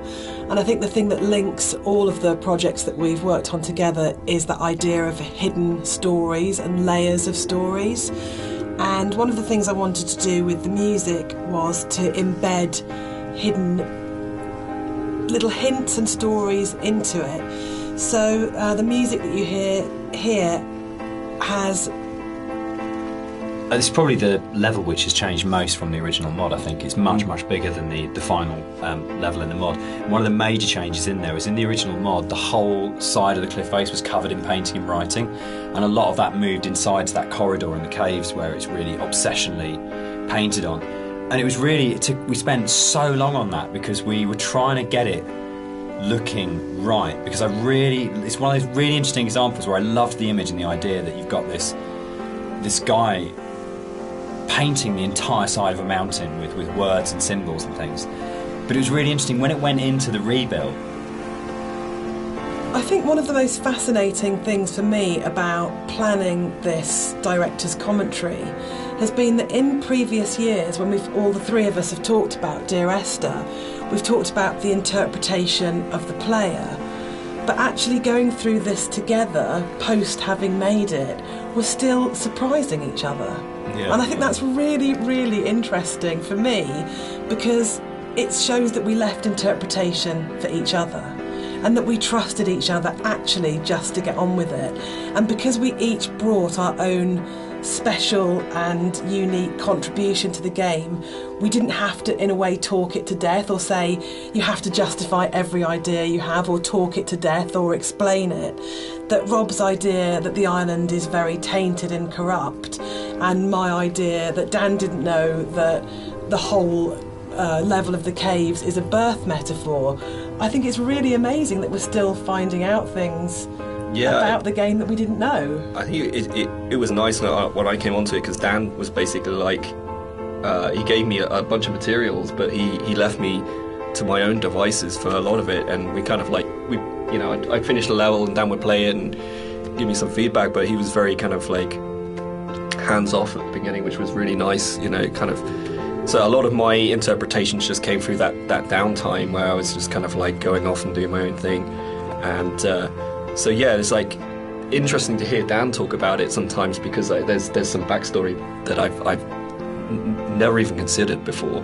And obviously hearing Jess talk about it as well is really interesting, especially when it comes to the soundtrack. It makes me look at things in a very different way. So yeah, it's really interesting. I think for me, like, making games is so inherently collaborative, and you have people coming together with different ideas and different takes on things. And in a way, the least interesting thing you can do with that is to structure it all so heavily that there's no space for each individual person to bring what they're thinking to it. And I think the best games, well, for me, my favourite... I've been on holiday to Greece lots of times, and one of the things that I always really responded to emotionally was those shrines that you see on the road, and sometimes they're dedicated to saints, and sometimes they're to markate where an accident has taken place. So you'll get photos of the deceased person and flowers and candles, and they'd all... One of the really nice things about the move from mod to the commercial version is that we had a couple of years worth of the community talking about the game before we went back into it again. And one of the things that I read on a forum was that someone had constructed this amazing version of the story where they'd decided that the narrator was Paul. And I hadn't thought of that. It was never part of the original writing. And I thought, that's so amazing that as a writer, your audience can find something in what you're doing that you hadn't thought of. So it was really important when we went back in to record the additional set of voiceovers. I thought, I absolutely want to do this. I want to take this idea that's come out of the fans and to run with this and to add an entire new sort of stream of story in there. So we added in a couple of cues. What's fascinating to me, Dan, is that you're an atheist, but each of the 3 games that we've made are so strongly about religion, either the language or taking allegories and stories. Why are you so drawn to it? I think I'm really interested in people and the stories that make up people. And I think there is like in the Bible, like most kind of religious texts, it's not about what it is, it's about what is behind what it is, and that's what you're really getting to, is the idea of the sort of the parable or the metaphor.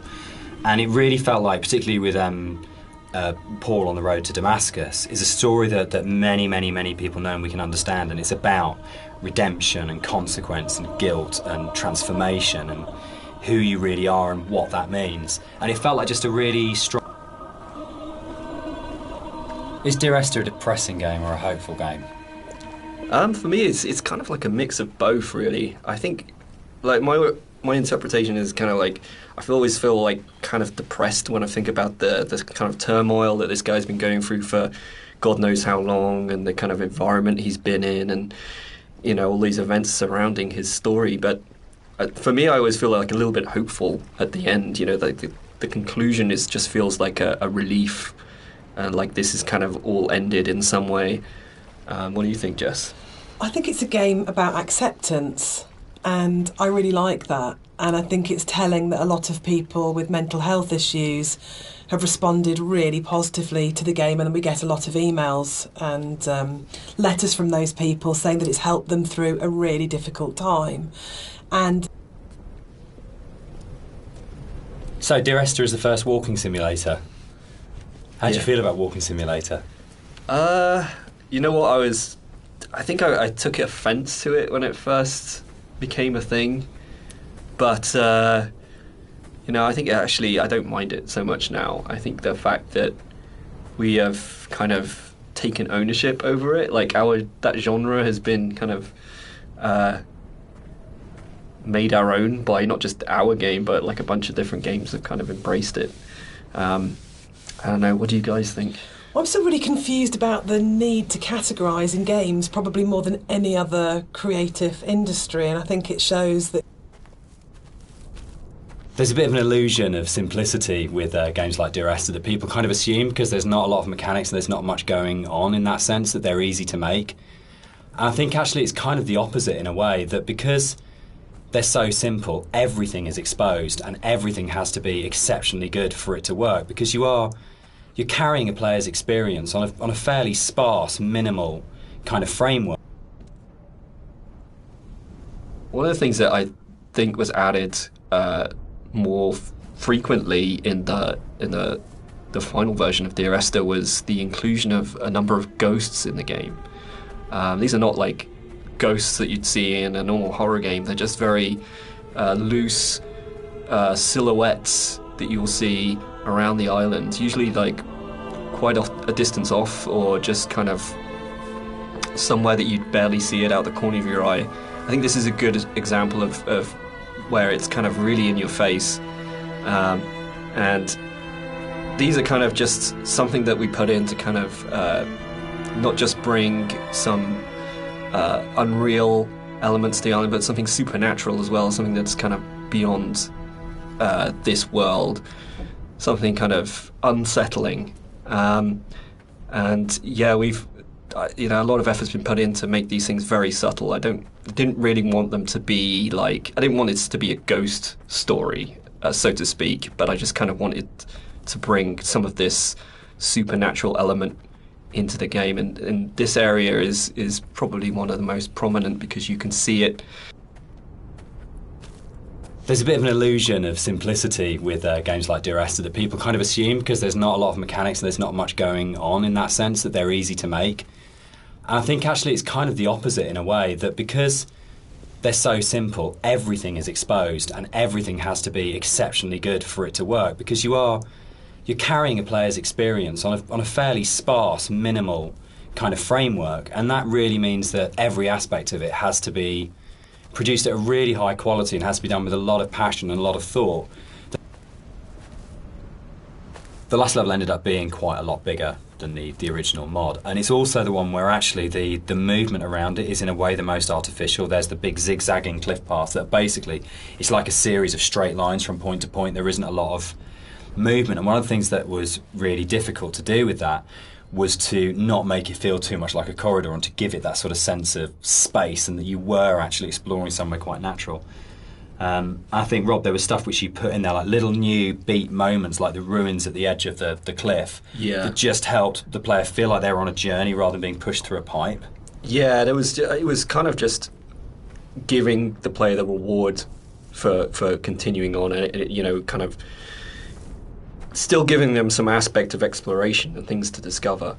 I mean, the journey in this one is mostly vertical, but in the spaces where you are going horizontally, there's at least in the original mod there wasn't a lot to see or do. So I just tried like layering in some very subtle things that didn't necessarily add huge arcs to the story, but just kind of added little questions more than anything else. Like I added the dock there with at the end. There was this. Yeah, there's lots of little bits and pieces that have kind of been layered in to really just make it a lot more of an interesting place despite the size.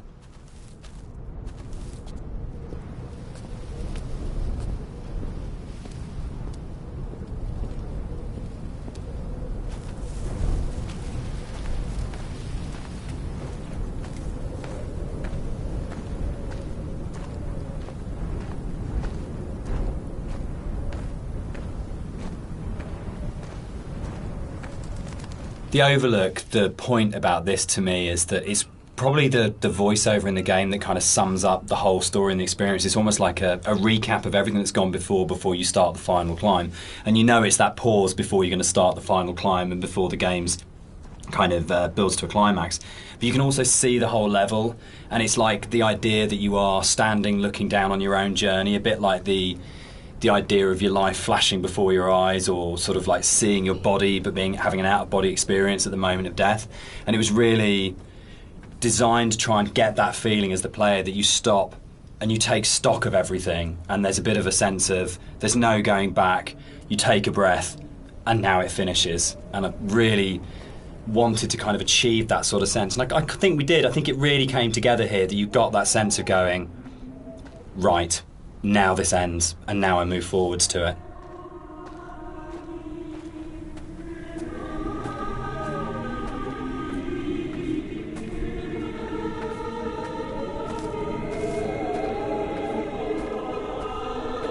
So here it kind of, the environment becomes a little bit more surreal again. We kind of play with the colours a little bit, bring up the saturation. It's kind of a little bit of a return to some of the more cave-like aesthetics in terms of colours and stuff like that. And it's kind of there to kind of signpost another significant moment in the game, or something that's leading up to the significant moment. It goes back to this kind of idea of having these emotional signposts in the visuals of the game, without it being overly obvious. And some of that emotional stuff comes from...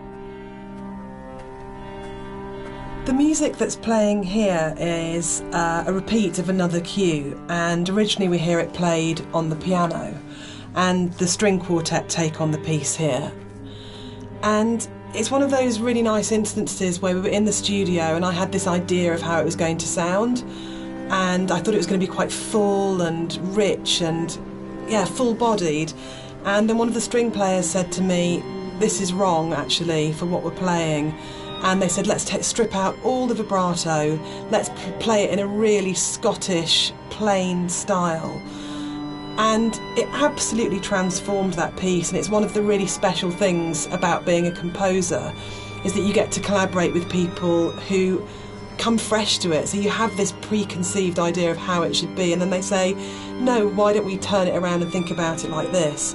And it absolutely fits and works for that scene, because what we're getting at this point is a sense of fragility, of an ending, and it's almost reminiscent of a funeral procession. It's slow and it's dirge-like. But yeah, it was just a lovely moment where they gave something. It was possible that this last section of the game could have felt quite laborious and forced, because it's two long zigzagging paths that just go up, and there was a real importance to getting it right, and quite a lot of work went into it. I think at this point for me, you probably as a player understand that the narrator's going to die at the end, and that this is it, and that unlike where the rest of the island, there's this sense of this could just keep going on forever and ever and ever, and you're going to keep the motive. With the climb being quite a poignant moment of the game overall and of the story, it was quite a difficult task to try and make that climb still interesting and not too laborious, because it's kind of this zigzag up there with nothing really. There's no real environment. You just kind of have the sea on one side and the cliff face on the other. So there was quite a lot of work that went into kind of building up this feeling of tension as you're rising, and kind of making this moment as poignant as possible while still making it interesting.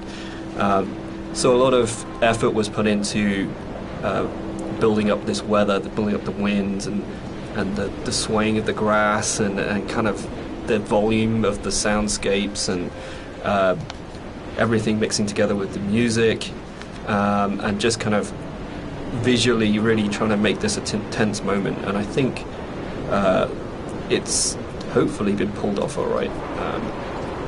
And you'll notice when you get to the top, this kind of tension dies, and that's very purposeful.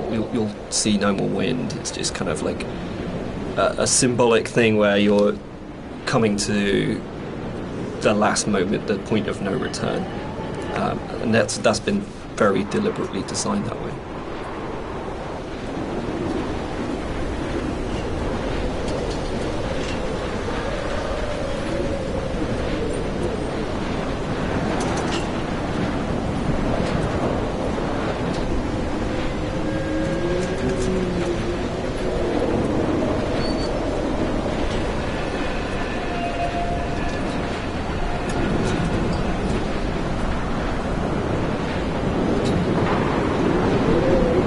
A lot of debates, didn't we, about the ending of the game and whether the player should retain control or whether it was okay to go to a cutscene at this point. I personally don't mind it. I actually actively like it because I think it works really well as a metaphor for loss of control at that point. Dan, I know you're not as keen. Yeah, I'm not. I would have loved the player not to have had control taken away from them, but to me it was a balance between two evils: the evil of having a cutscene and the evil of the player accidentally falling off the ladder halfway up and destroying the ending. Yeah, I agree. I think we tried a few different things, and the tech at the time just wasn't, the ladder tech at the time just wasn't there. So, and the other thing for me was pacing. It was making sure all the music, the voiceovers, the timings and everything were perfect for that final jump off point. and just letting the players kind of noodle around going up a ladder for what may have been like 7 minutes, because it's a tall tower, was kind of an impossible task.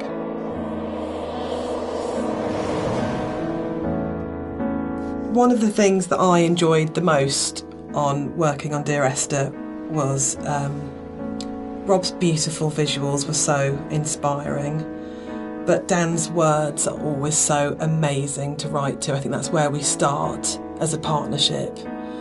And the music at the end was so easy to write, because that last voiceover is the pinnacle of the writing to me, as it should be, because it's the last VO, so you would have failed if it wasn't good. But it is just so beautiful and moving. And for me, talking about whether it's a hopeful ending, the music is really hopeful at this point. And it signifies to me transformation, freedom, escape, acceptance. Yeah, and it was just a beautiful cue to write, actually.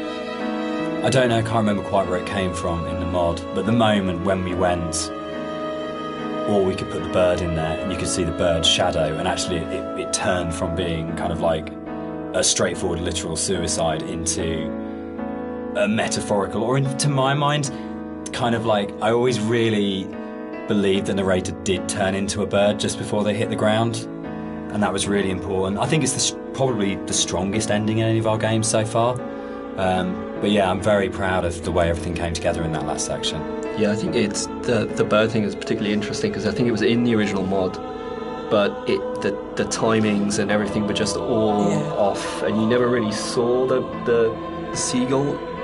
Yeah, at least the shadow as well. It was all kind of like a little bit broken. And I remember when we went back in, I made a real effort to try and get that shadow just out of the center of the view, so you kind of have this hint of something happening, and I think you can hear the sound of a seagull flapping its wings. It's like very subtle, but like I say, I kind of really like the way that came together.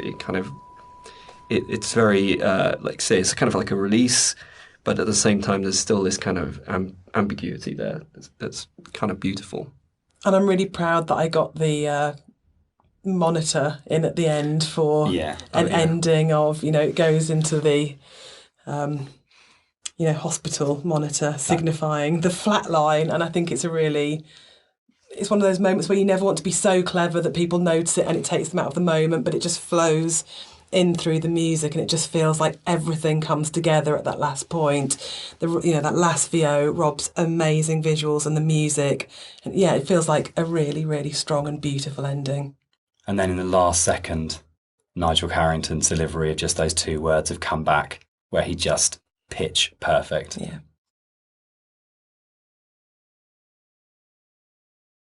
So that's the end of the director's commentary. We'd just like to say a big thank you to everyone for listening. We hope you've uncovered some secrets and some facts that you didn't know about the game before. We'd also like to say a huge thank you for buying the game, and for all our fans who've been behind us and been behind the game and have kept it alive all these years. It's a real privilege that it's still out there, still such a title that people love so much. Yeah, and we're really looking forward to the future and what we can create coming up next. Thanks for listening. Cheers. Bye.